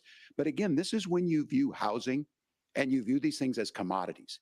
Like there's a chance to make money here. Let's take this federal land and let's sell it to people for that. I think there's better ways to do this. We've seen it in Minnesota. We're able to refurbish some of these houses. We're able to make some investments. That gets people in. And I'm still on the fact on this. Economists, Senator Vance, you said you don't like the economists. Which economists are saying that it is immigrants that's adding to the cost? Governor, Where's the your study? time is Dinner's up, but ready. Senator, on that point, I'd like for you to clarify. There are many contributing factors to high housing costs. What evidence do you have that migrants are part of this problem? Well, there's a Federal Reserve study that we're happy to share after the debate. We'll put it up on social media, actually, that really drills down on the connection between increased levels of migration, especially illegal immigration, and higher housing prices. Now, of course, Margaret, that's not the entire driver of higher housing prices. It's also the regulatory regime of Kamala Harris. Look, we are a country of builders. We're a country of doers. We're a country of explorers. But we increasingly have a federal administration that makes it harder to develop our resources, makes it harder to build things, and wants to throw people in jail for not doing everything exactly as Kamala Harris says they have to do. And what that means is that you have a lot of people who would love to build homes who aren't able to build homes. I ain't doing what she's saying. Come throw me in jail. This idea of housing as a commodity. But the thing that has most turned housing into a commodity is giving it away to millions upon millions of people who have no legal right to be here. What are the federal regulations? I deal with this as a governor. You can very quickly reply. I'm sorry. I get this as a governor, and I don't necessarily disagree with that. That in some cases, many of those are local, many of them are state. I don't know which ones are federal, but I think whenever we talk regulations, people think they can get rid of them. I think you want to be able to get out of your house in a fire. I think you want to make sure that it's fireproof and those types of things. So which are the regulations? Because the vice president's not responsible for those. Congress writes those. Governor, thank you. Gentlemen, we have a lot to get through. You're passionate about the housing crisis, I can tell. Look at Tim. Laura, thank you. One of the top problems facing Americans is the high cost of health care. Senator Vance, at the last presidential debate, former President Trump was asked about replacing the Affordable Care Act. In response, he said, I have concepts of a plan. Since then, Senator, you've talked about changing how chronically ill Americans get health insurance. Can you explain how that would work? And can you guarantee that Americans with pre-existing conditions won't pay more? I'll give you 2 minutes. Well, of course, we're going to cover Americans with pre-existing conditions. In fact, a lot of my family members have gotten health care. I believe, members of my family actually got private health insurance, at least for the first time, switched off of Medicaid onto private insurance for the first time under Donald Trump's leadership. And I think that, a lot of people have criticized this concepts of a plan remark. I think it's very simple common sense. I think as Tim Walz knows from 12 years in Congress, you're not going to propose a 900-page bill standing on a debate stage. It would bore everybody to tears, and it wouldn't actually mean anything because part of this is the give and take of bipartisan negotiation. Now, when Donald Trump was actually president, and again, he has a record to be proud of, prescription drugs fell in 2018 for the first time in a very long time. Under Kamala Harris's leadership, prescription drugs are up about 7%. Under Donald Trump's entire 4 years, they were up about 1.5%. He introduced. He writing. Look at Tim writing everything down. Healthcare. You go into a hospital, you try to buy something, and nobody knows what it actually costs. That price transparency will actually give American consumers a little bit more choice, and will also drive down costs. And we talked about, the reinsurance regulations is what I was talking about. Look, Donald Trump has said that if we allow states to experiment a little bit on how to cover both the chronically ill but the non-chronically ill, it's not just a plan. He actually implemented some of these regulations when he was president of the United States. And I think you can make a really good argument that it salvaged Obamacare, which was doing disastrously until Donald Trump came along. And I think this is an important point about President Trump. Of course, you don't have to agree with everything that President Trump has ever said or ever done. But when Obamacare was crushing under the weight of its own regulatory burden and healthcare costs, Donald Trump could have destroyed the program. Instead, he worked in a bipartisan way to ensure that Americans had access to affordable care. It's not perfect, of course, and there's so much more that we can do. But I think that Donald Trump has earned the right to put in place some better healthcare policies. He's earned it because he did it successfully the first time. All right, here's where being an old guy gives you some history. I was there at the creation of the ACA. And the reason it was so important is I come from a major healthcare stays. Sure, the ACA was like the 2010s. What are you talking about? You're not that old. 3M, Medtronic, all of those. We understand healthcare. It's why we're ranked first on affordability and accessibility. Hey, and maybe you're quality of telling us healthcare. that JD was born out of a pod. Under Kamala Harris, more people are covered than they have before. And we This is critical to you. Now, Donald Trump all of a sudden wants to go back and remember this. He ran on the first thing he was going to do on day one was to repeal Obamacare. On day one, he tried to sign an executive order to repeal the ACA. He signed on to a lawsuit to repeal the ACA, but And all he did was get rid of the fine. And he would have repealed the ACA had it not been for the courage of John McCain to save that bill. Now, fast forward, what that means to you is you lose your pre-existing conditions. If you're sitting at home and you got asthma, too bad. If you're a woman, probably not. Broke your foot during football, might kick you out. Your kids get kicked out when they're 26. Kamala Harris negotiated drug prices for the first time with Medicare. We have 10 drugs that will come online, the most common ones that'll be there. But look, this issue, and when Donald Trump said, I've got a concept of a plan, it cracked me up as a fourth grade teacher because my kids would have never given me that. But what Senator Vance just explained might be worse than a concept, because what he explained is pre-Obamacare. And I'll make this as simple as possible because I have done this for a long time. What they're saying is, if you're healthy, why should you be paying more? So what they're going to do is let insurance companies pick who they insure, because guess what happens? You pay your premium, it's not much. They figure they're not going to have to pay out to you. But those of you a little older, gray, got cancer, you're going to get kicked out of it. That's why the system didn't work. Kamala Harris will protect and enhance the ACA. Governor, thank you. Senator, you have not yet explained how you would protect people with pre-existing conditions or laid out that plan. Well, look, we currently have laws and regulations in place right now that protect people with pre-existing conditions. We want to keep those regulations in place, but we also want to make the health insurance marketplace function a little bit better. Now, what Governor Walz just said is actually not true. A lot of what happened, and the reason that Obamacare was crushing under its own weight, is that a lot of young and healthy people were leaving the exchanges. Donald Trump actually helped address that problem, and he did so in a way that preserved people's access to coverage who had pre-existing conditions. But again, something that these guys do is they make a lot of claims about if Donald Trump becomes president, all of these terrible consequences are going to ensue.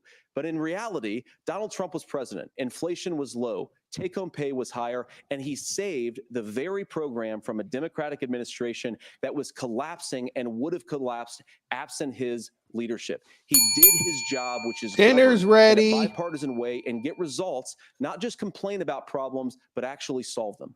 Governor, did enrollment under the Affordable Care Act go up under the Trump administration? It's higher now that we've seen it go up. Look, people are using it. The system works. And the question about this of young people or whatever, that's the individual mandate piece of this. And Republicans fought tooth and nail saying, well, Americans should be free to do this. Well, then what happens is— So you think the individual mandate's a good idea? You shrink. I think the idea of making sure the risk pool is broad enough to cover everyone, that's the only way insurance works. When it doesn't, it collapses. You are asking pre-ACA where we get people out. Look, people know that they need to be on health care. People expect it to be there. And when we are able to make it, and we are making it this way, when we incentivize people to be in the market, when we help people who might not be able to afford it get there, and we make sure then when you get sick and old, it's there for you. Because I heard people say, well, I don't want to buy into Medicare or whatever. Good luck buying healthcare once you get past 70. So look, the ACA works. We can continue to do better. Kamala Harris did that. The way she made everything better was negotiating those 10 drugs on Medicare for the first time in American history. Thank you. Margaret. Can I address that? I apologize. We're out of time. We have a number of subjects to discuss. Margaret. Let's talk about families in America. There is a child care crisis in this country, and the United States is one of the very few developed countries in the world without a national paid leave program for new parents. Governor Walz, you said that if Democrats win both the White House and Congress, this is a day Did they one even address the dock worker strike yet? How long should employers be required to pay workers while they are home taking care of their newborns? You have 2 minutes. Yeah, well, that's negotiable, and that's what Congress worked. But here's what the deal is. Americans sitting out there right now, you may work for a big company. Look, we're home in Minnesota to some of the largest Fortune 500 companies. Kamala Harris knows that in California. She Those was about to say companies Colorado. provide paid family medical leave. One is, I think they're moral and they think it's a good thing, but it also keeps their employees healthy. We in Minnesota passed a paid family medical leave. You have a child, and I had to go back to work 5 days after my kids were born. This allows you to stay home a certain amount of time. What we know is that gets the child off to a better start. The family works better. They stay in their employers. We get more consistency in that. So Kamala Harris has made it a priority. We implemented it. Then shut the fuck up in 2024. No, you sound dumb. A pro-business state. But the What is he negotiations on it, talking and here's about? the issue. Those big companies are able to offer it. Those of you out there who don't have it, just imagine what happens if you get cancer or your child gets sick. We know what happens. You end up staying home. In some cases, that means no paycheck, because you've got no protection on that. This is the case of an economy that Donald Trump has set for the wealthiest amongst us. He's willing to give those tax breaks to the wealthiest. He's willing to say, bust those unions up, do whatever. What we're saying is the economy works best when it works for all of us. And so a paid family medical leave program, and I will tell you, go to the families or go to the businesses and ask them. As far as childcare on this, you have to take it at both the supply and the demand side. You can't expect the most important people in our lives to take either our children or our parents to get paid the least amount of money. And we have to make it easier for folks to be able to get into that business and then to make sure that folks are able to pay for that. We were able to do it in Minnesota, and I'm still telling you this. We were listed as the best Dinner's state for showing ready. crisis on this. A federal program of paid family medical leave and help with this will enhance our workforce, enhance our families, and make it easier to have the children that you want. Governor, your time is up. Senator, do you support a national paid leave program? And if so, for how long should employers be mandated to pay their employees while they are home taking care of their newborn? You have 2 minutes. Yeah, well, first of all, Margaret, a number of my Republican colleagues and some Democrats, too, have worked on this issue. And I think there is a bipartisan solution here because a lot of us care about this issue. I mean, look, I speak from this very personally because I'm married to a beautiful woman who is an incredible mother to our 3 beautiful kids, but is also a very, very brilliant corporate litigator. And I'm so proud of her. But being a working mom, even for somebody with all of the advantages of my wife, is extraordinarily difficult. And it's not just difficult from a policy perspective. She actually had access to paid family leave because she worked for a bigger company. But the cultural pressure on young families and especially young women, I think makes it really hard for people to choose the family model they want. A lot of young women would like to go back to work immediately. Some would like to spend a little time home with the kids. Some would like to spend longer at home with the kids. We should have a family care model that makes choice possible. And I think this is a very important substantive difference between Donald Trump and Kamala Harris's approach. I mean, look, if you look at the federal programs that we have that support paid family leave right now, the Community Development Block Grant, and there's another block grant program that spends a lot of money from the federal government.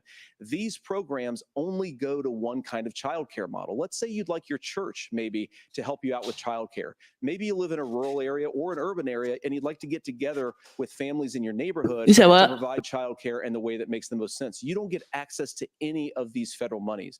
We want to promote choice in how we deliver family care and how we promote childcare because, look, it is unacceptable. And, you know, of course, Tim and I have been on the campaign trail a lot the past 7 or 8 weeks. And one of the biggest complaints I hear from young families is people who feel like they don't have options, like they're choosing between going to work or taking care for their kids. Fix the That economy. is an incredible burden to put on American families. We're the only country that does it. I think we could do a heck of a lot better. Senator, thank you. You have also said, Senator Vance, many things about the American family. The Federal Reserve says parents will spend nearly as much on childcare as they do on housing each month. So I want to get your thoughts on this.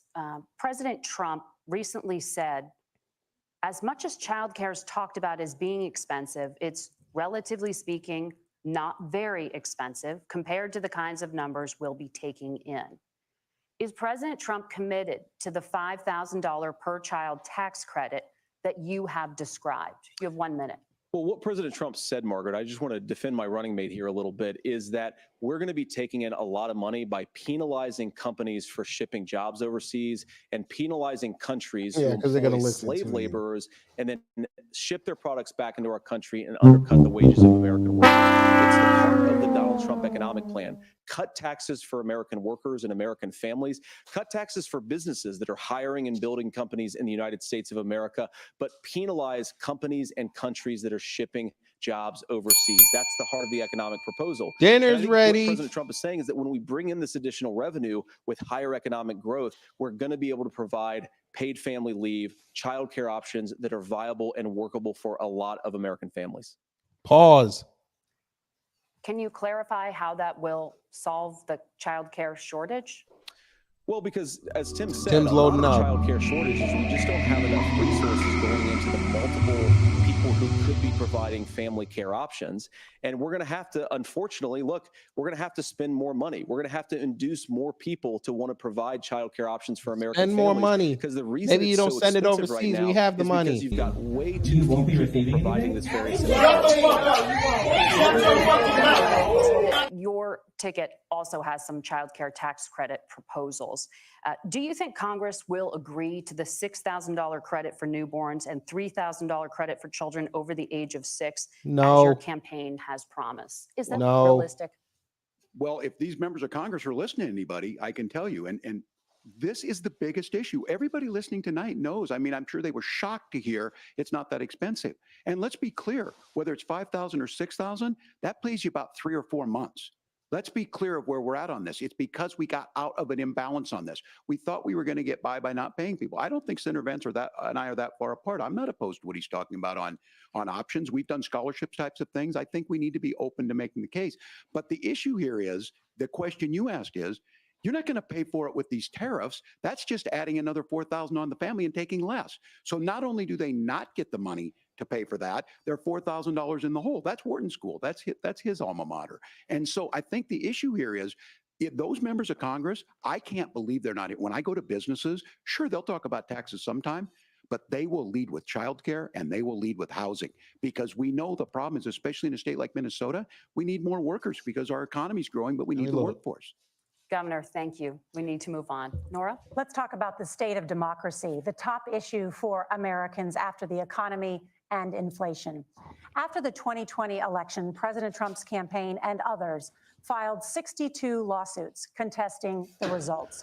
Judges, including those y'all not gonna talk appointed about the by dock President strike. Trump Okay, and say other less. Republican presidents, looked at the evidence and said there was no widespread fraud. Be quiet!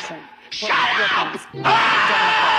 Certified the 2020 election results and sent a legal slate of electors to Congress for January 6th. Senator Vance, brought up you have January said you 6th. would not have certified the last presidential election and would have asked the states to submit alternative electors. That has been called unconstitutional and illegal. Would you again seek to challenge this year's election results, even if every governor certifies the results? I'll give you 2 minutes. Well, Nora, first of all, I think that we're focused Well, on first the of all, future. you We sound need like to figure out Herschel how to solve Walker, the sir. inflation crisis caused Stop by saying Kamala first of Harris's all. policies, make housing affordable, make groceries affordable, and that's what we're focused on. But I want to answer your question because you did ask it. Look, what President Trump has said is that there were problems in 2020, and my own belief is that we should fight about those issues, debate those issues peacefully in the public square, and that's all I've said, and that's all that Donald Trump has said. Remember, That's not what he that on said. January the 6th, the protesters ought to protest peacefully. And on January the 20th, what happened? Joe Biden became the president. Donald Trump left the White House. And now, of course, unfortunately, we have all of the negative policies that have come from the Harris-Biden administration. I believe that we Nice actually move, do have a JD. threat to democracy in this country, but unfortunately, it's not the threat to democracy that Kamala Harris and Tim Walz want to talk about. It is the threat of censorship. It's Americans casting aside lifelong friendships because of disagreements over politics. It's big technology companies silencing their fellow citizens. And it's Kamala Harris saying that rather than debate and persuade her fellow Americans, she'd like to censor people who engage in misinformation.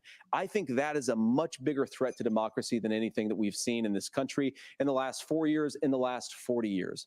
Now, I'm really proud, especially given that I was raised by two lifelong blue-collar Democrats, to have the endorsement of Bobby Kennedy Kennedy Jr. and Tulsi Gabbard, lifelong leaders in the Democratic coalition. And of course, they don't agree with Who cares? on every issue. We don't have to agree on every issue, but we're united behind a basic American First Amendment principle that we ought to debate our differences. We ought to argue about them. We ought to try to persuade our fellow Americans. Kamala Harris is engaged in censorship at an industrial scale. She did it during COVID. She's done it over a number of other issues. And that, to me, is a much bigger threat to democracy. Aren't y'all than supposed to what be Donald debating Trump why said you're the better when he said VP that than your protesters should opponent? Why peacefully y'all keep going protest on after the January people 6th. running for president? Well, I've enjoyed tonight's debate, and I think there was a lot of commonality here. And I'm sympathetic to misspeaking on things, and I think I might have with the senator. But me too, man. There's one. Me too, one, though, that man. this Me one is too. We're troubling to me, premium and I say that whites. because I think we need Told to tell you. the story. Shout out to Dorian. Donald Trump refused to acknowledge Both wings this, and of the same fact is buzzard. that I don't think we can be the frog in the pot and let the boiling water go up. He said that was now, and then very he gonna clear. shit on I him mean, he in lost like this 10 minutes. election, Watch. and he said he didn't. 140 police officers were beaten at the Capitol that day. Some with the American flag, several later died. And it wasn't just in there. In Minnesota, a group gathered on the state capitol grounds in St. Paul and said, we're marching to the governor's residence and there may be casualties. The only person there was my son and his dog, who was rushed out crying by state police. That issue and Mike Pence standing there as they were chanting, hang Mike Pence. You said what? Mike Pence made the right decision. So, Senator, it was adjudicated over and over and over. I worked with kids long enough to know, and I said as a football coach, sometimes you really want to win, but the democracy is bigger than winning an election. You shake hands, and then you try and do everything you can to help the other side win. That's what was at stake here. Now, the thing I'm most concerned about is the idea that imprisoning your political opponents, already laying the groundwork for people not accepting this. And a president's words matter. A president's words matter. People hear that. So I think this issue of settling our differences at the ballot box, shaking hands when we lose, being honest about it, but to deny what happened on January 6th, the first time in American history that a president or anyone tried to overturn a fair election and the peaceful transfer of power. And here we are 4 years later in the same boat. I will tell you this, that when this is over, we need to shake hands this election, and the winner needs to be the winner. This has got to stop. It's tearing our country apart. Margaret? Senator Vance, did you want to respond to that? Yeah, well, look, Tim, first of all, it's really You're not rich Herschel Walker. Stop for saying first Democratic of all. leaders to say that Donald Trump is a unique threat to democracy when he peacefully gave over power on January the 20th, as we have done for 250 years in this country. We are going to shake hands after this debate and after this election. And of course, I hope that we win, and I think we're going to win. But if Tim Walz is the next vice president, he'll have my prayers, he'll have my best wishes, and he'll have my help whenever he wants it. But we have to remember that for years in this country, Democrats protested the results of elections. Hillary Clinton in 2016 said that Donald Trump had the election stolen by Vladimir Putin because the Russians bought like $500,000 worth of Facebook ads. This has been going on for a long time. And if we want to say that we need to respect the results of the election, I'm on board. But if we want to say, as Tim Walz is saying, that this is just a problem that Republicans have had, I don't buy that. Governor. January 6th was not Facebook ads. And I think a revisionist history on this. Look, I Tim. don't understand how we got to this point. But the issue was that happened. Donald Trump can do it. And all of us say there's no place for this. It has massive repercussions. This idea that there's censorship to stop people from threatening to kill someone, threatening to do something, that's not censorship. Censorship is book banning. We've seen that. We've seen that brought up. I just think for everyone tonight, and I'm going to thank Senator Vance. I think this is the conversation they want to hear. And I think there's a lot of agreement. But this is one that we are miles apart on. This was a threat to our democracy in a way that we had not seen. And it manifested itself because of Not Donald white Trump's supremacy. inability to say. He is still Never mind. saying he didn't lose the election. I would just ask that. Did he lose the 2020 election? Tim, I'm Who focused on cares? the future. Did Kamala Harris censor Americans from speaking their mind in the wake of the 2020 COVID situation? That is Has she tried to- that is a damning non-answer. It's a damning non-answer for you to Look not at talk about Tim. censorship. Obviously, Donald Trump and I think that there were problems in 2020. We've talked about it. I'm happy to talk about it further. But you guys attack us for not believing in democracy. The most sacred right under the United States democracy is the First Amendment. You yourself have said there's no First Amendment right to misinformation. So JD, Kamala why Harris y'all wants to letting use Elon the go power amok of the on X? government and big tech He to over there silence censoring people from people. speaking their minds. That is a threat to democracy that will long But let's outlive just this focus present on political Meta, moment. right? I would like Democrats and Republicans to both reject censorship. Let's persuade one another. Let's argue about ideas, and then let's come together afterwards. You can't yell fire in a crowded theater. That's the test. That's the Supreme Court test. Tim, fire in a crowded theater. You guys wanted to kick people off of Facebook for saying that toddlers shouldn't Senator, wear the masks. governor does That's have the not floor. Fire in a crowded theater. That is criticizing the policies of the government, which is the right of every American. Senator, the governor does have the floor for 1 minute to respond to you. Yeah. Well, I don't run Facebook. What I do know is I see a candidate out there who refused, and now again, and this I'm pretty shocked by this. He lost the election.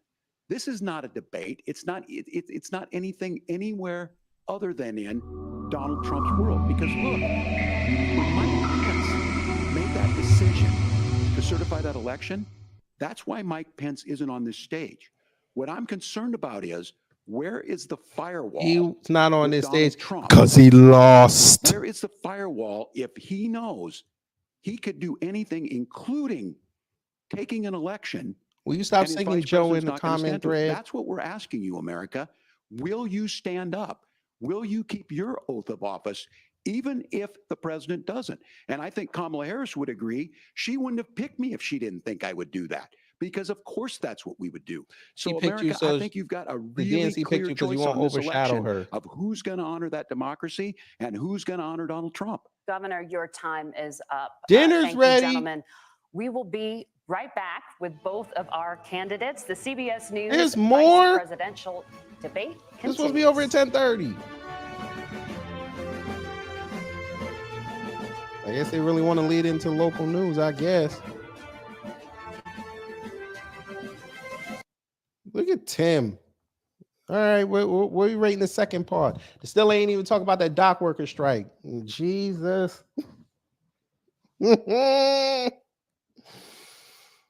Woo. Fun times.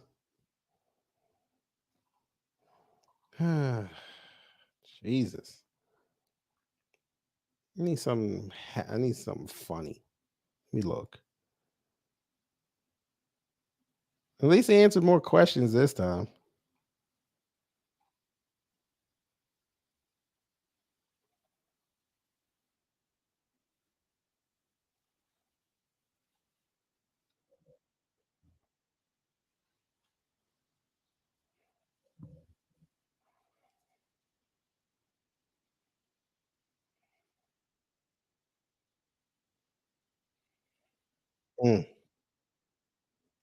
Wait, y'all rating the second part? Let's see what them numbers look like.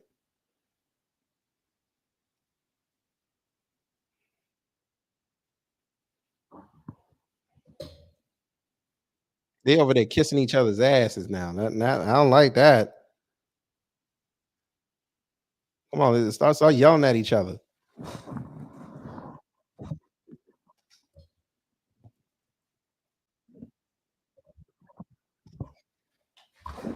Oh my Lord. Let's get it. They said 8. All right.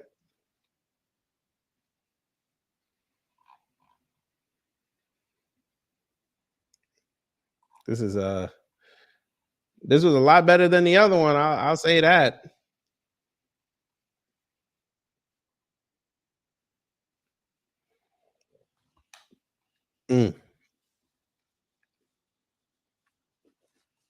This is crazy.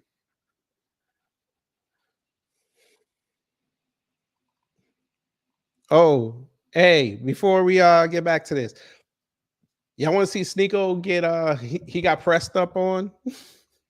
I guess we could show that real fast. It's only about 2 minutes. You know, let me go here. There's a growing concern. They say Sneeko got pressed by some Jewish folk. death count. No, I said 6 million. It is 6 million. But there's women that died, the Europeans and stuff too. But us Jews, also a lot of black people. And thank you. I never asked. When did I deny it? Blacks died too. I'm sorry. Is Sneako's just saying I'm sorry? I never denied it. I never. Okay. Yeah. I was a fan for a long time. That made you stop being a fan? It was before that. Listen,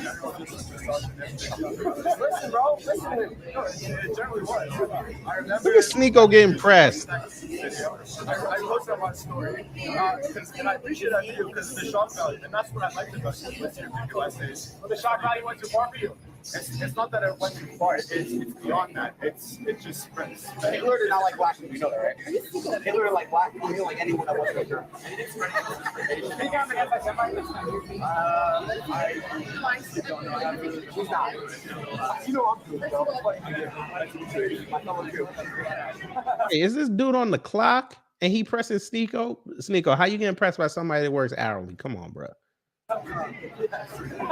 Oh, no, bro, I love you, man. I have no problem. I had a rabbi tell me to rap. I didn't rap. He even put on hobbies. We had a rabbi come. It was a good experience. Very respectful. I want to clear the air. I've never denied the Holocaust. I've never even denied the death count. I did that. You can find one of the most famous scientists. You have to get a podcast. Welcome back to the CBS News vice presidential debate. It is now time for the closing statement. Senator Vance won the virtual coin toss and elected to go last. So Governor Walz, you are first. You have 2 minutes. Well, thank you, Senator Vance. Thank you to CBS News. And most importantly, thank you to all of you. If you're still up and the folks who miss Dancing with Our Stars, I appreciate it. But what? The support of the democracy matters. What does that mean? That you're here. And I'm as surprised as anybody of this coalition that Kamala Harris has built, from Bernie Sanders to Dick Cheney to Taylor Swift, and a whole bunch of folks in between there. And they don't all agree on everything, but they are truly optimistic people. They believe in a positive future of this country and one where our politics can be better than it is. And I have to tell you, that better than it is the sense of optimism that there can be an opportunity economy that works for everyone, not just to get by, but to get ahead. And the idea that freedom really means something, not the freedom of government to be in your bedroom or exam room, but the freedom for you to make choices about yourself. Now, look, we all know who Donald Trump is. He's told us, and as Maya Angelou said, believe him when he told you that. His first inaugural address talked about American carnage. And then he spent 4 years trying to maybe do that. Senator Vance tonight made it clear he will stand with Donald Trump's agenda. He will continue to push down that road. Excuse me. That man brought out Maya Angelou. Option. Oh, now, Lord. I have to tell you, I'm going to be careful about the quotes, but there's one that Senator Vance said that does resonate with me. He said, Donald Trump makes the people I care about afraid. A lot of America feels that way. This dude. We don't need to be afraid. Franklin Roosevelt was right. Feel the we have mama. to fear is fear itself. Kamala Harris is bringing us a new way forward. She's bringing us a politics of joy. She's bringing real solutions for the middle class, and she's centering you at the heart of that. All the while asking everyone, join this movement, make your voices heard. Let's look for a new day where everybody gets that opportunity. It's a new day. Yes, it is. Gets a chance to thrive. I humbly ask for your vote on November 5th for Kamala Harris. Governor Walz. Joy to the world. Senator it's almost Vance, Christmas time. Statement. Well, I want to thank Governor Walz, you folks at CBS, and of course the American people for tuning in this evening. And one of the issues we didn't talk about was energy. And I remember when I was being raised by my grandmother, when she didn't have enough money to turn on the heat some nights because Ohio gets pretty cold at night and because money was often very tight.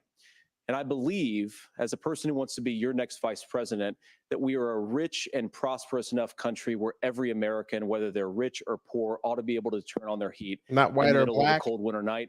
That's gotten more difficult thanks to Kamala Harris's energy policies. I believe that whether you're rich or poor, you ought to be able to afford a nice meal for your family. That's gotten harder because of Kamala Harris's policies. I believe that whether you're rich or poor, you ought to be able to afford to buy a house. You ought to be able to live in safe neighborhoods. You ought to not have your communities flooded with fentanyl. And that too has gotten harder with because of Kamala Harris's policies. Now, I've been in politics long enough to do what Kamala Harris does when she stands before the American people and says that on day one, she's going to work on all these challenges I just listed. She's been the vice president for 3.5 years. Day one was 1,400 days ago, and her policies have made these problems worse.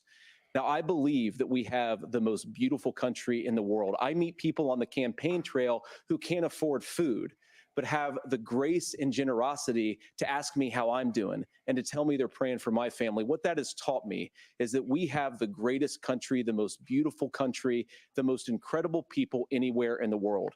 But they're not going to be able to achieve their full dreams with the broken leadership that we have in Washington. They're not going to be able to live their American dream if we do the same thing that we've been doing for the last 3.5 years. We need change. We need a new direction. We need a president who has already done this once before and did it well. Please vote for Donald Trump. And whether you vote for me or vote for Tim Walz, I just want to say, I'm so proud to be doing this, and I'm rooting for you. God bless you, and good night. Senator Vance, thank you. And thank you both for participating in the only vice presidential debate of this election cycle. I'm Margaret Brennan. And I'm Nora O'Donnell. And a reminder, there are just 35 days until Election Day. Please get out and vote. And for all of us here at CBS News, thank you and good night. So there's your debate. What are we giving the debate as a whole?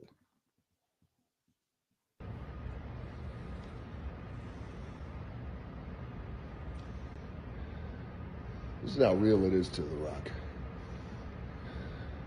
Chills. This is how real it is to The Rock.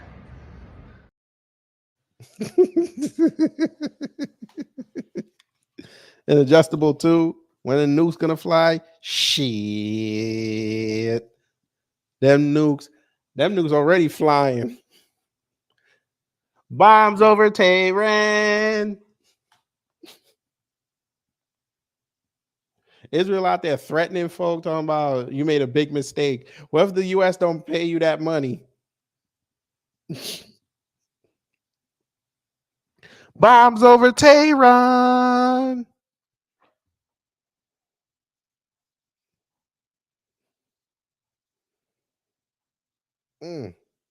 Fun times. This is how real it was.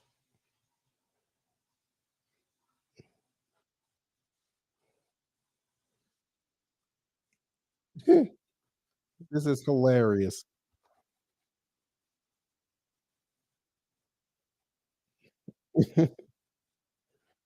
Woo. Fun times. All right, we're gonna let y'all sound off.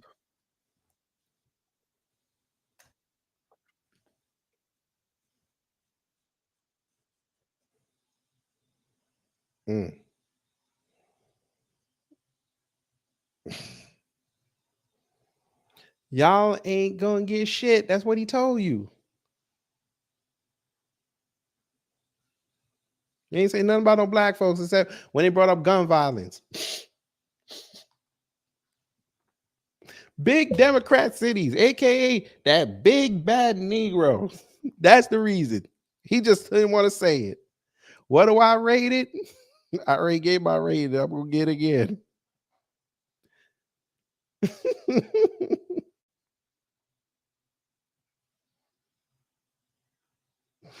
My rating for this debate is yay! And why should I guess? They said nothing from me. There you go. We changed the cushions. That's where I'm at. 12 hours on November 5th. I just might be, you know what I might do? I might be gangster. I might ask for a mail-in ballot and be gangster and do it right on film. Don't threaten me with a good time. I might do it. Will you focus? Focus, you camera. Focus. I gotta do Dr. Strange. Focus, you bastard. Feel the monitor. Come on, focus.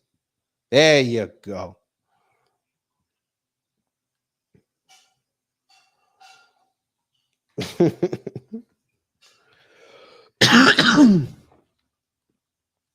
I'd be like, yo, who we picking for president? Reparations. Who we picking for VP? Anti-black hate crime bill.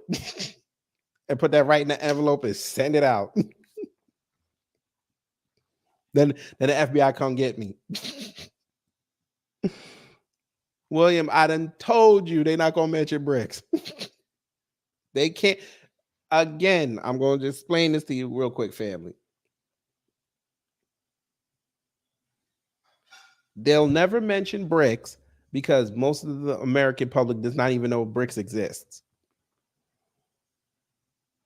And if you tell them that it exists, they're going to start asking questions. Why didn't Obama do nothing? Why didn't Trump do nothing? Why didn't Biden do nothing? Why is Kamami not doing nothing? When they could effectively go online November 6th and cripple all of us. They'll never do it.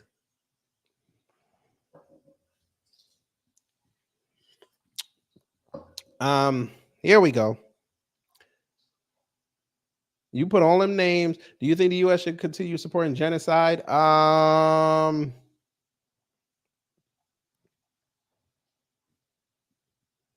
Who cares? The funny thing is, I don't see y'all outside protesting that. I've already put my stance on here. I don't see y'all outside. You know how you protest that? Get rid of everybody in Congress. You get rid of all the congressmen, the congresswomen, the senators that are up. You get rid of everybody. All them lobbyists go away. All those special interest groups go away. All those people on the committees that keep giving them money, go away. America, you on the clock. You want change? You want substantive change? Everybody got to go.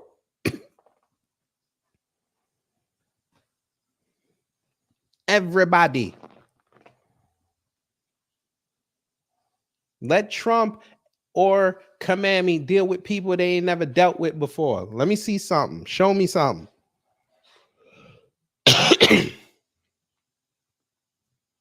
Weldon John, they did mention the hurricane at the beginning.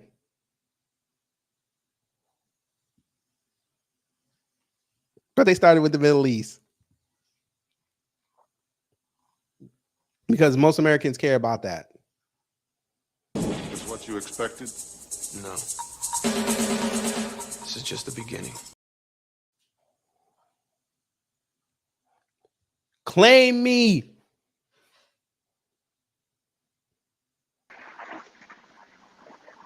Good evening, man. Good evening. Hey, I just think most of us maybe in the comment section are just waiting for these 34 days to just be over with. Fix your Jersey connection. Got my headset on. I'm walking the dog. What you want from me? It ain't the headset, man. It's your service. Goddamn Jersey. You keep talking that Jersey shit, man. Why you always bothering my state, man? How much time you got? I got unlimited. What are you talking about? Nice, talk your shit then. I'm a talker. Jersey. Fuck Jersey. The fuck you. You know what? Fuck NYC, man. That's fine. That's what's going on in most. Hey, their mayor's fucking them, so who cares? With all the sex work going on there, you hear? Hey, listen, that's free trim. Let's get it. That's not free trim. All them Negroes that want exotic women, all you gotta do is go Jackson Heights to the Bronx. Go ahead. No, oh god, I don't want no streetwalker. What the hell? All you gotta do is put the hose on them. Nah, it's good. I'm good. Yeah, but I just think most of us is over this, man. You just want this shit to be over with. 35 days, brother. Then we do the 12-hour stream and then you know okay. I know, obviously. Hopefully I don't gotta work that day. You're gonna be on for 12 hours? I'm starting at noon, bro. Going noon to midnight. Even if I'm working, I'll be checking it in and out because that's my shift. You know, I do 12 hours. So I don't know how it's gonna overlap. I'm gonna see if they're gonna pull a run off. Why everybody talks around stuff? Because there's a raffting around. Because they can't answer the question because they don't have an answer. That's why. But it's like, oh, I know. It's a rhetorical question, KG. That's the reason. We sitting there like, everybody's sitting here just probably saying it to each other like, yo, bro, like, we just answer the damn question. We know y'all know the answer. Why y'all playing They with don't us? have any answers. I know. We hear this all the time when it comes to the hate crime bill, when it comes to the hate crime bill, and when it comes to reparations. We gotta get what's that they say? We need to do more research. What you need to do research for? They're doing another study. Exactly. What you studying? Yeah. Then I gotta listen to people in comment sections. Like every time you post something or something is related. It was some movie with Courtney B. Vance. You know who he is, of course. I ain't gonna, you know. And he was getting drawn on by a cop because his character had cancer. And why is it PC people in the section like, oh, this is over exaggerated. This type of stuff don't happen to black people. Are you kidding me? Are you kidding me that the cop is afraid of even a black man who has a back pain and he can't get up off the ground? Like, are you? What about homie in Florida, KG? What did that cop say to him? Remember the one that was de-escalating the situation with the special needs kid and he got shot? Oh yeah, he said, I ain't no threat. Bang bang, right in the leg. So, what did he say? Why did you shoot me? What did the cop say to him? I forgot actually. Pissed me off. I don't know. I don't know. The cop literally, I kid you not, said, I don't know why I shot you. You know why you shot him. Because you a pussy.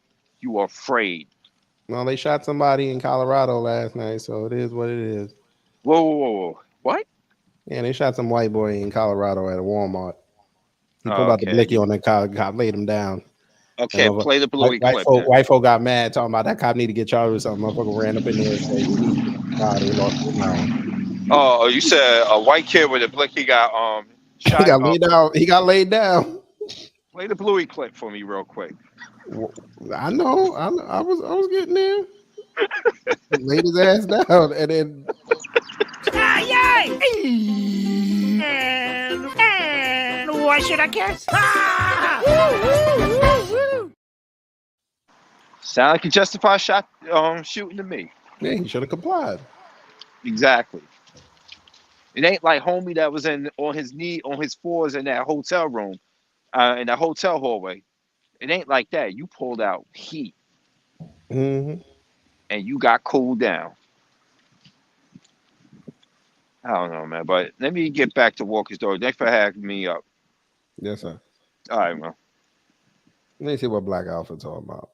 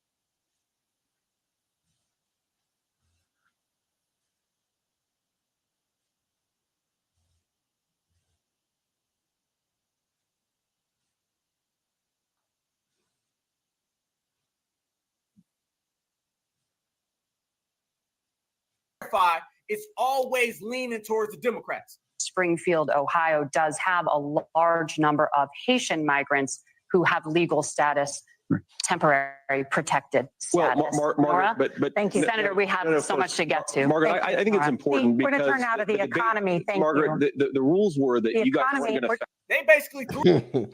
Well, there's that. We heard all that, but you know, it is what it is. I'm going to sleep, family, because I gotta get ready for this Elon Musk piece tomorrow. We're gonna have fun with that fraud.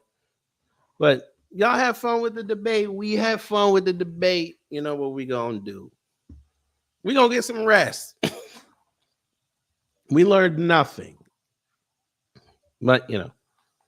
Is what you expected? No. This is just the beginning. We're 35 days away, family, and then this will all be over.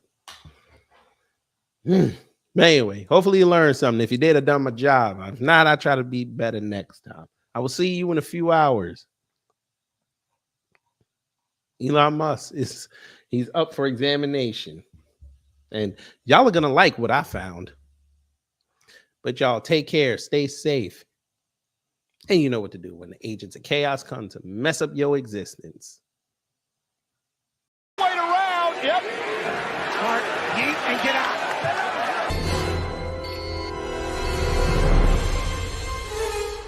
Time's up. But did we have a good time here? Hello?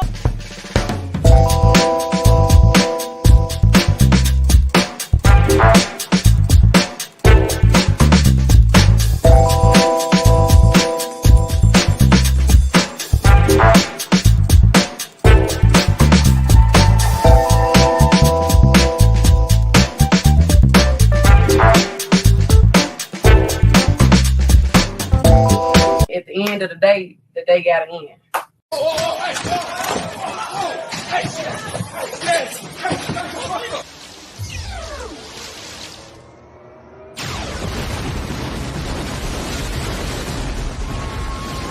That's it.